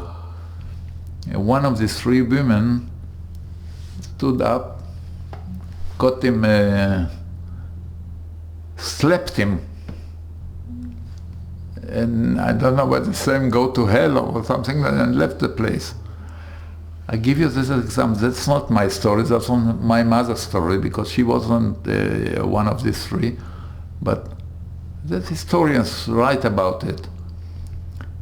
Just first great example how the leadership of the Jewish community in Eretz Israel at that time didn't understand what's going on. Now later they started to make the strike and they didn't understand. And I say, I cannot have, and nobody says like this. There was also a part of the Yishuv here, of the, and you will understand the atmosphere, who thought, and they didn't say it loudly, these Jews there, the Gulasiden in wherever they are in Poland, we create as now the new Jew, strong and all this, without all this Gulasiden. He didn't say, expressed himself loudly that it's better that they live there or do the,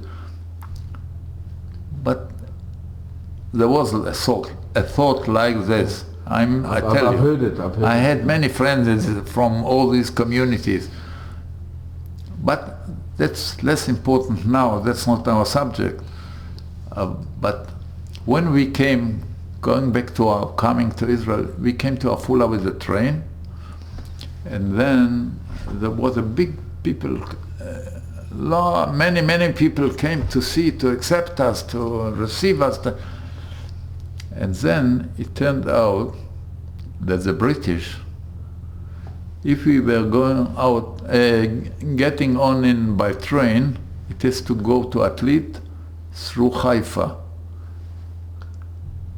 And what has happened in Afula, in small measurements, they were afraid that in Haifa will be some demonstration which couldn't be controlled. And so they took us by buses from Afula straight ahead to Atlit.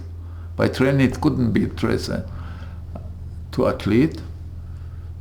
And there we were staying in Atlit another 10 days. Because the point is, it turned out later, the British want to be sure, they checked everything, that the German didn't bring some German espionage in this group, that they had to be sure. And as far as I heard, they found one spy or something like that. But that's all these espionage stories, that's less important to our story. So, but that caused us to be another 10 days in Atlit camp. You know what's Atlit? Sure. So, a lot of the illegal immigrants, when they came on the boats, they took them straight out. So they wanted to be sure. Okay, that was war at that time. You should never know what the German did. Maybe they pushed inside this group another. And in Atlit, could you meet your grandparents? Yeah. That's where you met your... Yeah, my grandfather, he came to Atlit to see us, but we had to keep staying there, and then he took us to So Tel David, Aviv. how was the meeting when you saw your grandparents? No, And your mother's, how was your I told you mother's something reaction? that my mother kept control all the time, and she wanted very much that we should feel happy that we come to our motherland. We were born in Holland, but we came also back for all that we were born in Enschede, but I always, I say, when I say that I came for Aliyah, as we say in English, in fact we were born in Israel, but she all the time gave the atmosphere of self-defense, not that fear will be that we are getting through a sure, good, secure way, we get out of it. That's the, and we all three, and also our other brother, we are not afraid. I can manage the street, but not we in the army. No. Now I'm getting back to my father.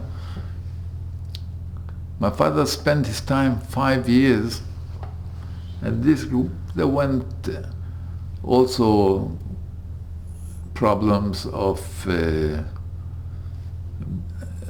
cold weather and all this, food, yes or not, but they call this, you know, when a group gets together through a problem, life and through troubles, and they had some, not like the famous one, but they had at the end of the war, towarding the end of the war, they had some, what we call death march, when the German took, but they were together and they got through it. And they went into German by the German, were taken, and eventually they were freed when American paratroopers at the 8th of May, that's a former known peace treatment. There were American paratroopers were landed next to them, and they were taken, after a few days, they were taken to Italy by the American army, and there, somehow they joined the Jewish brigade, and then the Sochnut sent people, and they waited some time in Italy until everything was ordered.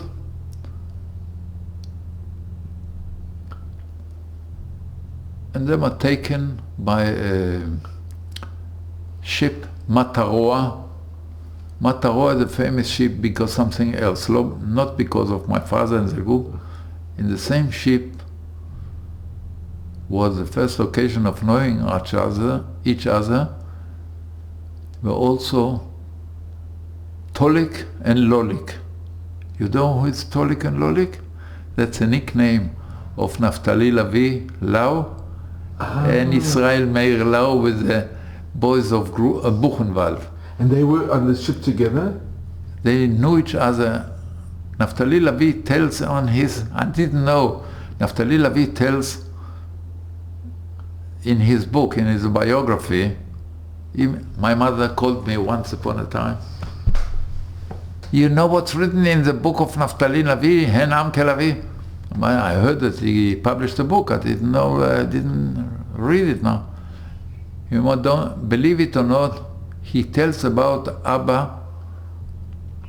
What somebody told me, and I got the book from him. On this afternoon I went to the kibbutz, and Naftali Lavi tells several things of my father. Just to know, Naftali Lavi was then 16 years old. his younger brother, Israel, was 8 years old.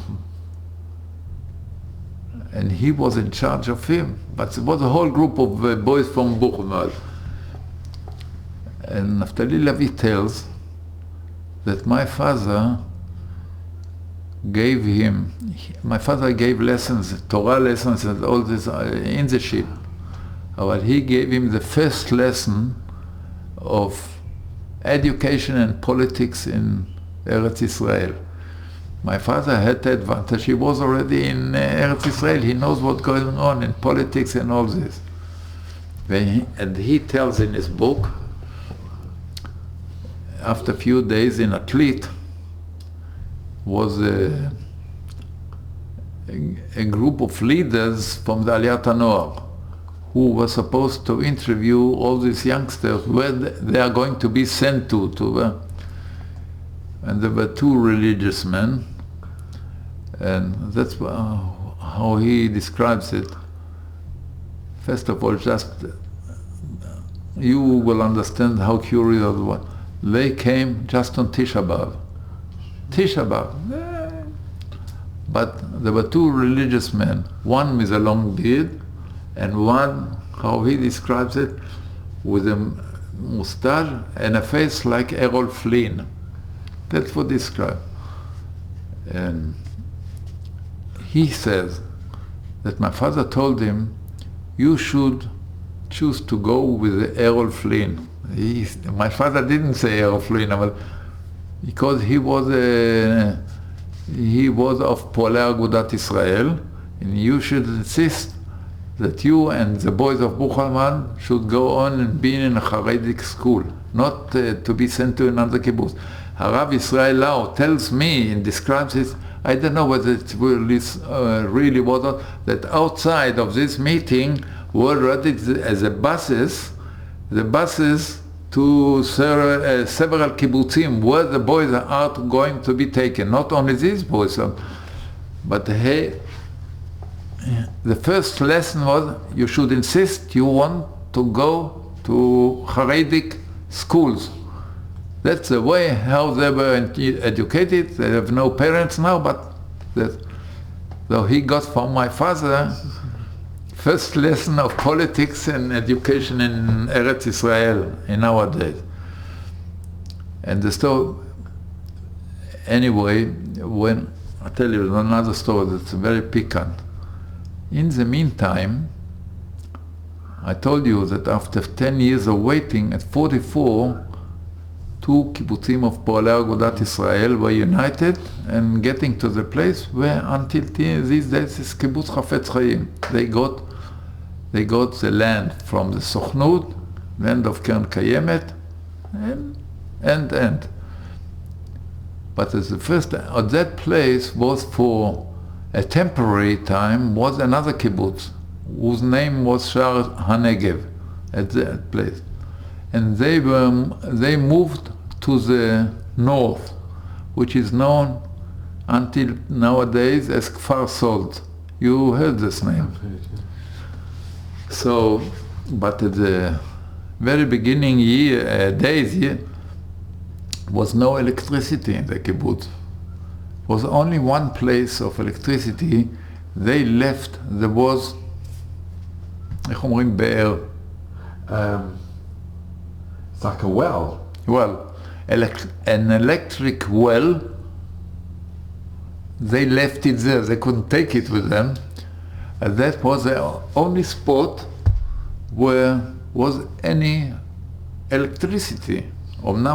It was for the well, but there was no electricity. Used gas lamps and all this in the meantime. But the story goes on like this. At that time was a radio station until the days of the Mandat in Jerusalem. Its name was The Voice of Jerusalem, Kol Yerushalayim.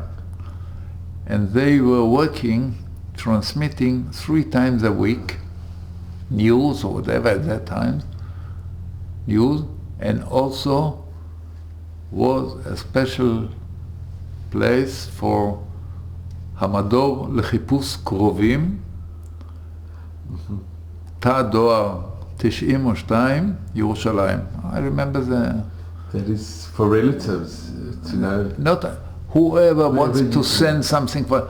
Because you cannot imagine, after the war, people didn't know who is alive, who is not, wherever it is in a certain camp in Germany,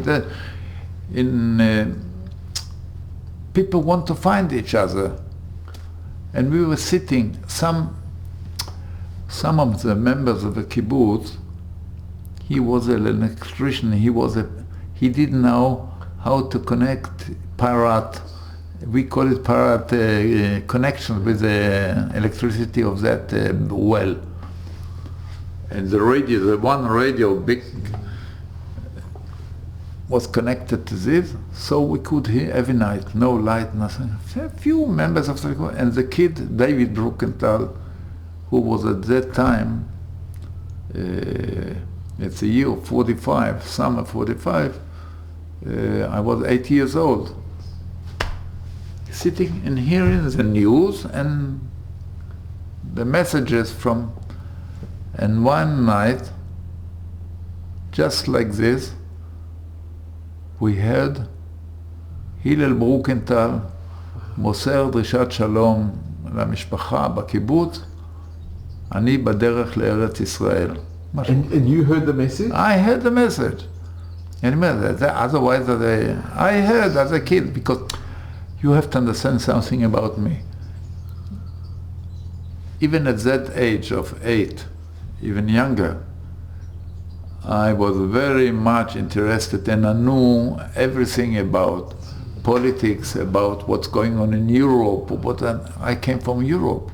The kids in the kibbutz didn't know what is the world. And I was very much interested. I heard it. And parallel to this was from Sochnut. My grandparents got a message from the Sochnut that Hillel is alive, he is now in Italy, getting sooner or later to Eretz Israel. And the brother of my mother, who lives with his parents in Tel Aviv, he came especially somehow to the kibbutz to tell her that's something official, or what son heard something. And so we knew that my father is on his way to back home. Now I'll tell you something else. On the day he was supposed to come to Haifa, we were taken to Tel Aviv, to our grandparents there in Tel Aviv, and my mother got to Haifa harbor and to wait to accept my father. And at a certain time was told we were waiting or not waiting at the apartment. We were told the car has arrived. And I suppose you will understand that we were 3 kids at that time that went downstairs the car with my father. All 3 of us jumped under the bed of my grandmother, hid it there, hidden. We were hidden there, and it was took long time to convince us to get out. But you should understand, I suppose, on one side we were happy that our father had arrived. On one side that was somebody you didn't know. We didn't know. We were afraid. Who knows what's going on? I imagine that I remember my father. My mother told us all the time, and we had pictures and all that.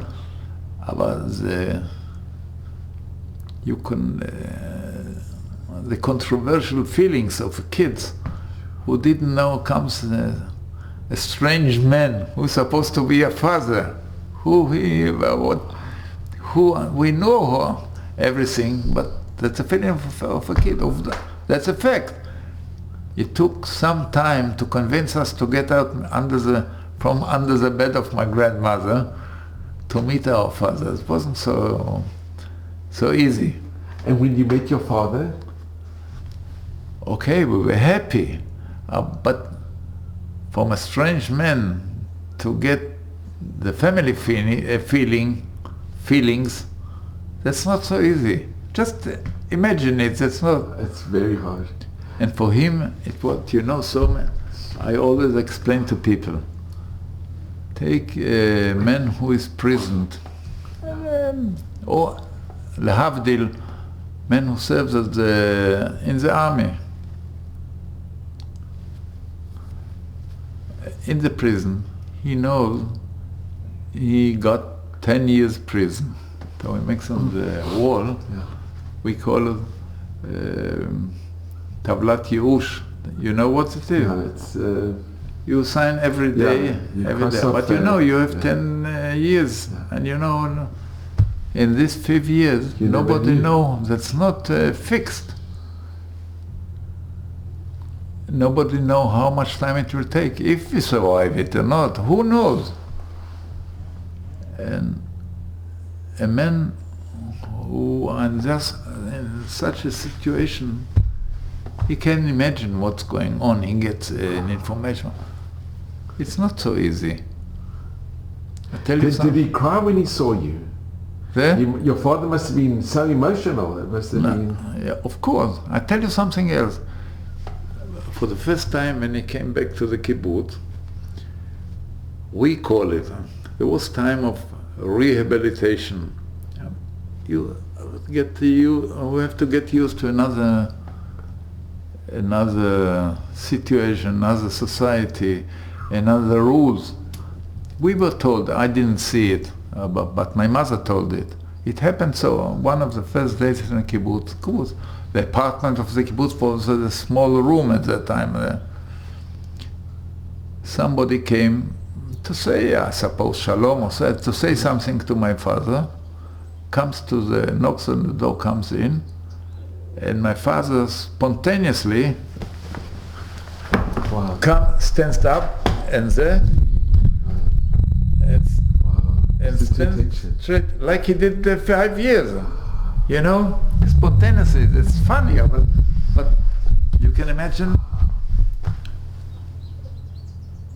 that's a situation. It takes time. But my father got over it, and he worked very hard later in the kibbutz. But then the family united again, and we had another 6 brothers and sisters. Wow. We are 9 together, and you can imagine all of them. Baruch Hashem, one of my Israel, this who comes after me, year after me, he died a few years ago. He was a professor in the agriculture department of the Hebrew University in Rehovot, and other apartments. But anyway, but we were 9. Can you imagine? Let's put it. Let's take the Milchemet Yom Kippur, the War of Yom Kippur. My parents had 6 sons and 3 sons-in-law. 6 of them were in the paratroopers, and 2 in other infantry. But it wasn't so easy for them, but they got through some harder times. I suppose that's on one side you had passed something through, but on the other hand, life goes on. And David, what did your father do when he came? Was he a rabbi? When he came back, he very quickly became active in the kibbutz. He was officially appointed on one hand by the kibbutz and on other hand from the chief rabbinate, Rabbanut Rashit, as a rabbi of the kibbutz. That's a hard work, not so easy, but he started the school system of the kibbutz from scratch, as we said. First the elementary school, then the high school for girls, because the boys went to several yeshivot. But you have to understand that in Chafetz Chaim, the rabbi is something different from being a rabbi for community, wherever it is in Israel or in abroad. Because Chafetz Chaim was described a Haredi school, a Haredi kibbutz, which means we are going together, we are going as the other youngsters go. It's not, we are not, that's a Yekish department, a Yekish community coming out from Germany. That's different from, but one of the principles on one side was they want to keep the halakha during their life and not to rely on several heterim or whatever we can, that on one side. Let's give a very important duty and responsibility for the rabbi of the kibbutz. On the other hand, to do with the task or job of the rabbi of the Chafetz Chaim is different from all other, the religious life wherever you go. If I call it the constitution of the kibbutz, gives the authority to the rabbi of the kibbutz to be among all the institutes of the kibbutz. This General Assembly, the secretary, if one of the members of the kibbutz, doesn't matter what subject it is discussed, claims that this belongs to the rabbi decision, the discussion stops and goes to the rabbi. The rabbi can decide that you can go on. But I say that the authority, the full authority of a rabbi in the Chafetz Chaim is so strong. But my father he was so modest. That is somehow a trouble of us. Most what we know, most of them, we know from other people. It wasn't first hand. He didn't want to, he was too modest. There's a modesty, a certain way of modesty, of anava. He didn't want. We found out many things. Many other good men tell you. For instance, of this group in the Upper Silesia, under the Germans. A member of this group, from Kibbutz Na'an, he told us, your father tried it, the meaning somehow to keep kosher. He tried, and can you see from the photo, he was a thin man. He didn't want for himself, almost not. Even he, with his modesty, he told me once upon a time that the first year being in the camp there, a month and a half before Pesach, he made an agreement with some goys there that, he will exchange with him potatoes for bread. So that he'll give him his potatoes, and when Pesach comes, he has to eat chometz. That's very nice, but this member of the group from Na'an, he wrote it and he told me, we said to Hillel, if you want to live, we won't let you to die. You cannot go on with this way. If you have almost nothing to eat, you have to eat what you have. You cannot have the kosher temple or any other. And that's way. But he knew how to behave, but it wasn't so easy. But in the kibbutz, he as a rabbi, he was the most important man there. David, can I ask, what happened to the Hakshara, the boys from The Hakshara, I tell you, in fact, the Hakshara, in the Hakshara was a discussion. They discussed the situation like in many other places. What to do, what to do, especially when my mother was taken. Yeah, they had no leadership. The three common opinions were, one of the opinions, which they did already, a third of them, almost third, were joining the underground in Holland.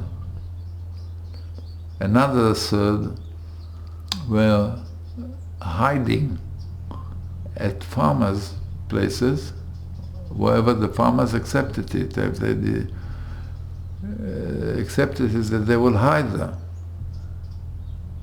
And a third of them said, we are going to wait what's going on. And they were taking two camps. Now the story is that in each group,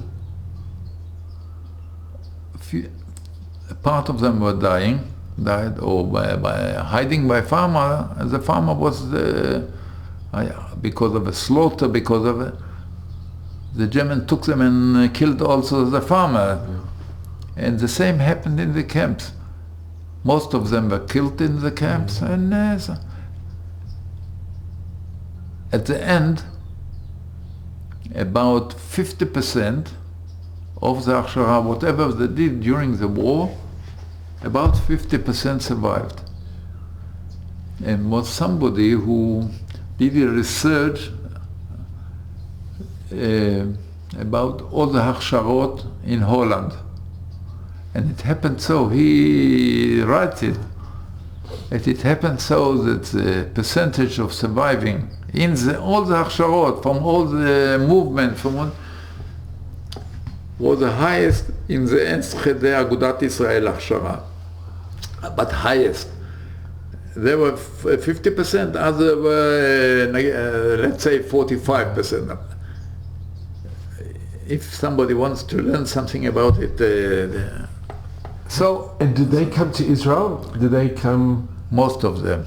And most of them. I can tell you something about it. The connection between the members of the Hakshara here in Israel, at least, but not only that. One of them got to Australia. One of them. But all who lived in Israel, I tell you, with all occasions of weddings, funerals, Brit Milah, I saw it I personally saw it. Look, my father died early, at 72 years old. That's now about 40 years. My mother lived to 103. So that's about 4 years or something. Only at her last years, like from 98, the situation deteriorated slowly, but until 98 she was very active. Look, I came from, at least once a week when she was already, fine and everything. Let's say that I went, 3 of our brothers are in the kibbutz. I came from time to time to once a week at least, or twice a week, to visit her. Just to give you an example, I couldn't come to the kibbutz to visit her without letting her know, finding out whether she is there or not, because she was moving money, she was independent. She didn't ask anybody where to go to, where to drive. No, not to drive. Where to go there, to friends, to that. So she was very active. And the Hakshara group kept the kish with your parents? Now what I want to do, to tell you, these friends of Achshara, members of the Achshara, when she attended any occasion, if it's a funeral, if it's a Brit Milah, of a son, of a grandson, of a grand-grandson, or whatever it is, you could see that even when she was, let's say, 85, and they, if they're alive, say 80, or so, if she would tell them, jump down from the window or something, they would die. What Mali would say. With my father was the same, but he was a very introvert. He didn't. But Mali was the ta-ta-ta-ta-ta-ta. They admired her so much because, if you can describe it, she gave them in a way. She was like they were like their parents. The self-independence, they could do whatever. Until their last years, she lived over them because she lived until 103. But that's something different. So I could see on their eyes, Mali said so and Mali said so. That's how she lived it, because she did something. Her cold weather, her cold mood, just to keep control, to do what is needed, not to go into fearness, not to be in the fear, not to keep control. You show them that we are on our way. We can not to be hysteric. And that's she must have had in those days, to be hysteric, that's the easiest solution. And they did have somebody to look after, to see what she says, and that's it. That was until then. Your father's friends from the where he was kept, did they all keep the kesher as well? Did they keep the connection? Yeah, he was kept, so that's a problem. He was, nobody almost know anything what's going on with him. No, but when they came to Eretz Israel, he kept with all his friends. They admired my father, but my father was a rabbi, in fact, they knew that I described to you that my mother, one of the things, what she told, what gave her the strength to do what she did, what she imagined that he gets the direction for my father somewhere where he is. That's amazing. And you can understand it as you want to, but they were sure that this combination of these two people, many times I say, I don't know how such different types with the quality, but that's how it's worked. And David, I have to ask you, your father's extended family and your mother's family that didn't come here, what was the fate of the families? Were many killed? My grandma. Those the relatives and. My father had in Ushchigidol now a father and a sister. They were writing to each other. The last message was from him. His mother died 2 years before the war, but his father, he was corresponding with my mother because my father was already taken. His last postcard was Ktiva v'chatima tova, congratulations to the next coming year, and was written there something like, let's hope with the help of the Kadosh Baruch Hu for a better year. That was the year of 41, and the coming year. And after Rosh Hashanah, the whole community, most of the community was taken to the forest deserts and were killed, shot. No. So his wish didn't. wasn't fulfilled. Who knows whether it's better or worse.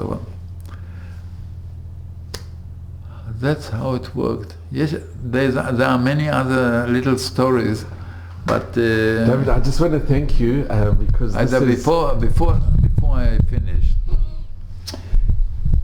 the language is here.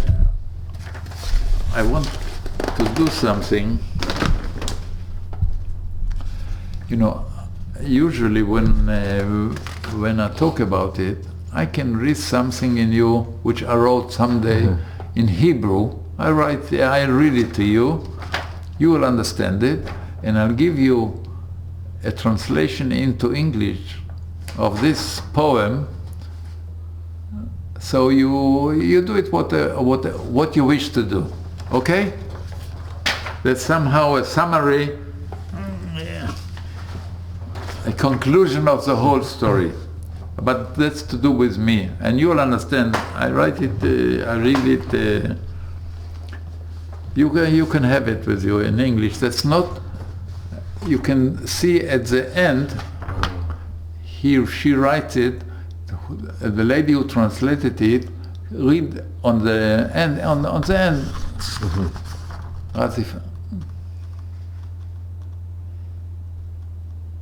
Okay, well.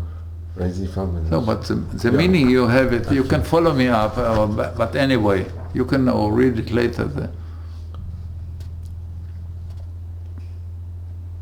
Yeah? Its name is in Hebrew, Ani Makir Otam. Read it later now, you can hear, you understand Hebrew. Sure. But maybe for our listeners, if you could translate as well, though, because it's so important. Anyway. אני מכיר אותם בכל פינה, באור הבוקר וברדת החשיכה, בעיניהם הכבויות בקינה, ובדמעות פתע של איכה איכה. אני מכיר אותם בכל שעה, בשעת עצב ובשעת שמחה, כשעולה בזיכרונם כל מי שלא זכה. אני מכיר אותם בכל עונה, בצעירותם ובזקנה, כאשר כל שעה, כל שנה, להם כמו במתנה ניתנה. אני מכיר אותם ברחוב, על כביש ומדרכה, תוך נהיגה והליכה, שנראית כריצה שפופה ובריחה. אני מכיר אותם במחשבה, באמונה ובכפירה, שנימוקיה וטעמיה בתקופה הארורה. ראיתי אותם בתחנת הרכבת, נרעדים לכל צפירה, שמא תנהל סופית שוב דלת לאחר הסגירה. ראיתי אותם ליד הפסים, נבעטים משקשוק המסילה, שאך לכיוון אחד מובילה, ללא אפשרות חזרה. ראיתי אותם ליד כל גדר טובה, חוששים מדוקרניה ומחשמולה, שדרכם לצאת יכולה רק הנשמה כולה. ראיתי אותם במצעד צהלי, נבהלים ממשק הרקיעה, ובמטווח על מטרות דמות ממתחי הירייה. ראיתים ליד פחי אשפה, מקוננים על כל פרוסה, ועל שיירי ירקות הראויים לנפש רעבה. צפיתי במבטם נפחד ונורא, על כתובת קעקע של צעירה, שבזיכרונם העלתה ושחזרה את קעקוע זרועם הממוספרה.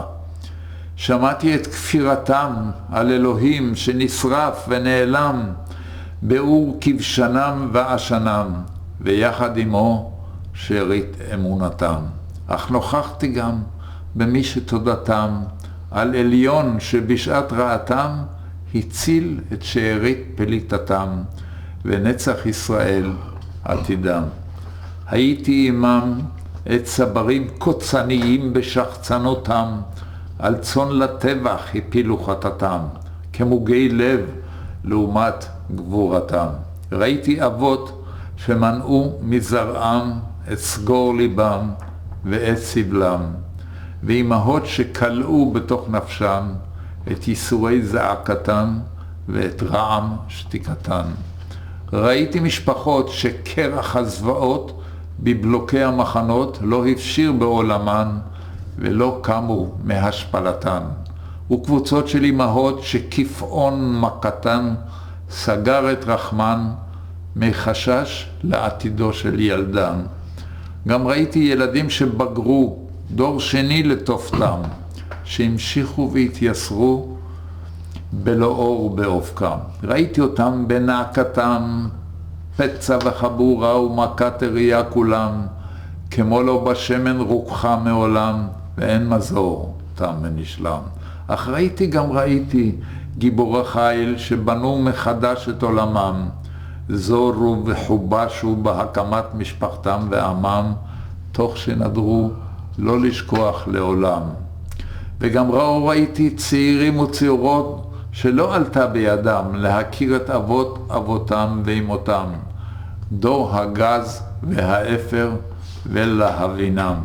אך כשראו מקרוב את הנעליים בערימותם, המשקפיים, השיניים ושערם, חשו באפס קצהו של אסונם, והבינו מיהו הנבחר מכולם. אבינו מלכנו, חוננו וחננם, חזק את רוחנו ואת עוז רוחם, כי לא לעבדים ולשפחות נמכרנו חינם. מאפר ורמץ, נא הוציאנו והקימם, לא עוד לעולם תם. David, I'm just going to come in because I really feel, first of all, to thank you so much. But I just want to translate this because this is, I've never heard a poem like this. First of all, David, ein milim, there are no words to thank you. I'm so grateful to you. Your miracles and it's just, this has been the most unbelievable to meet you. It's such an honor and a privilege, and I'm so grateful to you. From the bottom of my heart, I really am. I just feel I have to translate it. It will take me a minute. I want the listeners to hear because it is so amazing. David, maybe you can read it. No, it's good. No, it's better you read it. I know them. It was written in Hebrew by David Bruckenthal and translated by Razi Feldman. I know them at every corner, from morning until darkness descends, by the extinguished or diminished eyes and their sudden uncontrollable tears. I know them at every hour, in times of sadness and in times of joy, when they recall everyone who did not succeed in surviving. I know them at every season, from youth to old age, when every hour and year is a gift granted to them. I know them on the street, on the highway, on the sidewalk, while driving and while walking, looking like hunchbacks on the run. I know them from what they think, believe and deny, based on, as a result of, the horrible period. I saw them at the train station, trembling from the sound of every siren, in case the door would be locked and never open after it closed.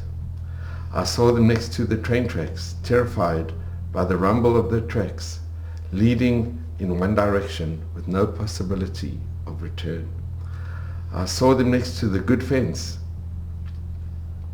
fearing punching the barbed wire and electrocution, affording a way out for only the soul. I saw them at the Israeli army parade, frightened by the noise of the stamping feet and the booming from the salvos of the shooting range. David, it's incredible. I saw them next to the trash cans, mourning every slice of bread and discarding vegetables suitable for a hungry soul. I anticipated the expression full of horror at the tattoo of a young girl who in the memory raised fear of the number branded on their arms. I heard the denial of God who was burned and disappeared in the light of the furnaces and smoke extinguished their remaining faith. But I also realized that the thoughts about a supreme being above the wickedness of the oppressors, who rescued the refugees and who spared for the glory of Israel and their future. I was with them, with arrogant sabras, disdained the sheep who were led to the slaughter, dismissed their dread as cowardly in comparison of their own bravery.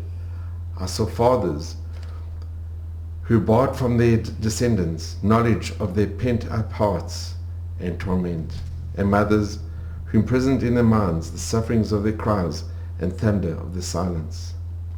I saw families subjected to the icicle of horrors in blocks of the camps, unable to thaw to the world, failing to rise from the humiliation, and groups of mothers whose frozen from the blow that befell them closed their wombs of fear of the future of their children.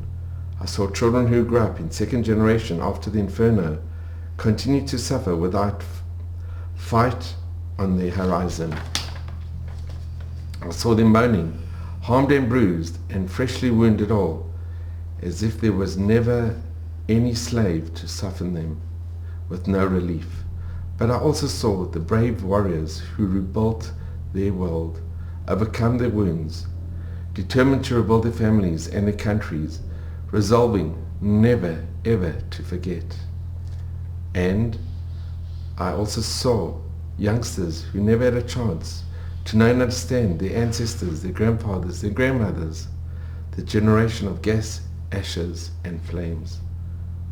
But when they saw from up close the piles of shoes, the eyeglasses, the teeth and the hair, they began to sense the catastrophe and understood who the chosen people were.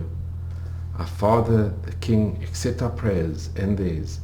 Strengthen our spirit and boldness of theirs, for we were not sold as slaves and made servants in vain. From dust and ashes, please restore us and them, that this may never happen again, ever. Phew, David, I've never read such a poem ever, and it's unbelievable. It is something that touches the soul. There are no words. That is, I just want to show for our viewers, because this is a beautiful picture of your mother, you and your two brothers. And David, as a big favor, if you could just show the pictures, a little explanation of these pictures, because this is so dear and so special. Oh, should I, this way? I'm going to, I don't know. But the very front page of the book in itself is so, yes, that's wonderful. David, thank you. Yeah. Here you can see my mother, a childhood in Munich. My grandma as a baby, holding my mother. And here again a photo from Munich. My grandma with my mother here. Malchen.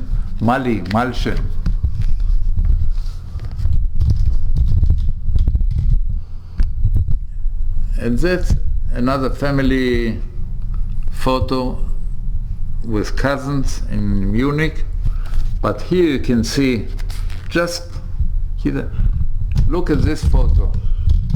Sometime after her marriage with a rabbi from the kibbutz, who was a real religious man. Just look at her. That's what she means. Here they are together, and here as a bride, you can see. Now here are photos from Holland already. My mother with 3 kids. That's already after my father was taken. That's me, that's Israel, and that's Mordechai. And here my father holding me as a young baby. You see, these also are photos. These are 2 photos after my father was taken. And again, my mother with us 3. That's my father giving a lesson of Daf Yomi for the members of the Akshara. You can see. And these again just photos of atmosphere. My mother with the kids. Now, this photo is from the camp in Upper Silesia. You see, this is a group which I described to you as a combine. There is another story which is not here. That's my came in order from the management of the camp that there is a funeral supposed to be taken on a town not far from the camp of a Jew. So they knew that my father is a rabbi. So they took him. It's not this. That's not that's a group of the combine, but my father had to be taken out of the camp as a rabbi to organize a funeral for these Jews who are still there in this German town. Oh, here you have a photo of this funeral. Somebody, I don't know who took the photo of it, I don't know. And where is your father in it? Here you can see, that's not such a good photo, you can see here Rabbi Hillel Bruckenthal organizing a group taken from the camp in Upper Silesia. And here, you see, that's a photo of the passport, Mandatorian passport. Which saved your lives? Yeah. I can show the original. I have the original here. You see, at that time, which is not known today, it was also for saving money, but you get a passport of the husband and the wife together. Yeah. There's a story about it. When my father was taken by the German, he took the passport with himself and told my mother, just go immediately, go to the Swiss consul here and take for him a piece of paper that he assures that you are a British Mandatorian citizen. And he put his piece, my mother put it in the bag, or I don't know, and she kept it as a piece of paper. That was her evidence that she is a British Mandatory. And this is it? No, this is a passport. No, the one next to it. No. This is a document. Of the High Commissioner of the Westerbork. Oh, okay. Allowing.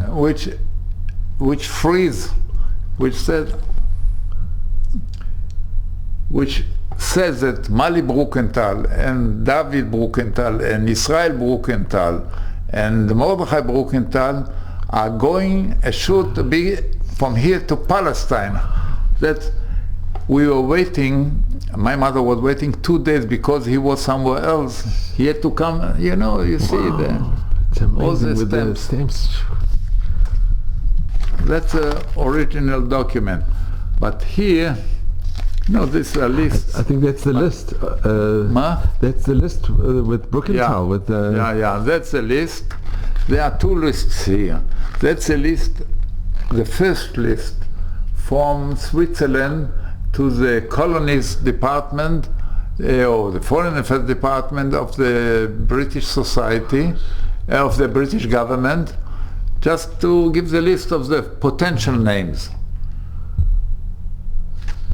Here there are somehow 92 names, but here this list is a receipt list from the British Commissioner of the Mandate. I received this night, this is all these people. And your family name's on it. Yeah. This a friend of mine found this document in the National British Archive. He found this. Now here you can see my father, so in position. This is in Chafetz Chaim. Okay, that's in the kibbutz. Here you have the 6 who were born in in the kibbutz afterwards, after the war. We were always explaining, we were asked already, why is such a difference between the third and the fourth one? I tell you, there was a war between. Let's can you starting the whole story? No, that's one of the groups which my mother was directing in the kibbutz. And the kibbutz, that's the important one. You see, here are members of the kibbutz in the independence war in 48. So my father from the kibbutz, they were in the front in Julis. They are members of the kibbutz, and you can see here my father. You can identify here with a jacket and the head. He visited them from time to time from the kibbutz to encourage them to. That's another photo of our brothers and. When we were a bit more grown up. That's it. And David, and the cover is so, this is a picture of, wow, it's magnificent. Yeah. With your mother. That's a combination of my mother and the 3 kids, and this letter which allows us to get us from Westerbork to Palestine, and just as a symbol, the train. The train. And David, I have to ask you, if I could ask you, what message do you give to your children and grandchildren? So I try to do what my mother said. Never to despair. If you are, I learned it from many other times, the being in Eretz Israel is not compulsory, that's a right. And when you live here, it's not so easy. We know all the problems, but that's if we got that right, the zchut to live here, that's, many Jews didn't have this. And we have a good reason to go on with all the complaints and all this. We know it very well what everybody is complaining about. Many of them don't understand that whatever we have here in Eretz Israel, that's an advantage for us. That's not complaining about, there are many troubles here, and I understand that they understand it as far as I can understand my kids. I have 5 kids, I have already 16 grandchildren, and one, just 2 months ago, one grandson. My granddaughter, she is working now in the Israeli embassy in Switzerland. And she gave birth to this one, to Imri, my grandson, and for the Pidyon Ben, I got there to Bern, and I took part in it. Anyway, and we'll go on. Don't worry, we go on. Just imagine something else. My father, in fact, was left alone from all of the family. And for instance, just when we celebrated my mother's 100 years birthday, we made it a Shabbat, a whole Shabbat for whoever could join it in the kibbutz. Shabbat, a whole Shabbat.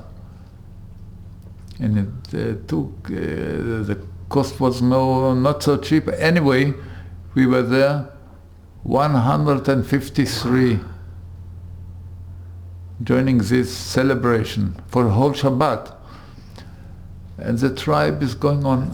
As usual, people like this, my mother always said, my victory on the Germans, when I can see all this, that's my victory.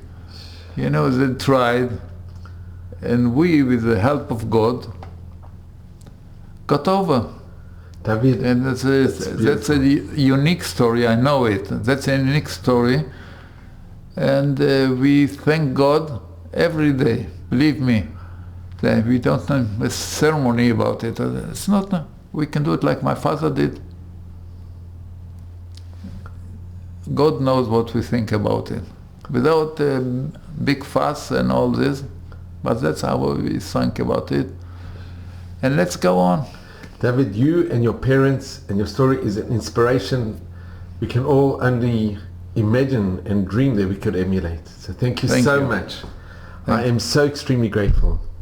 Thank you.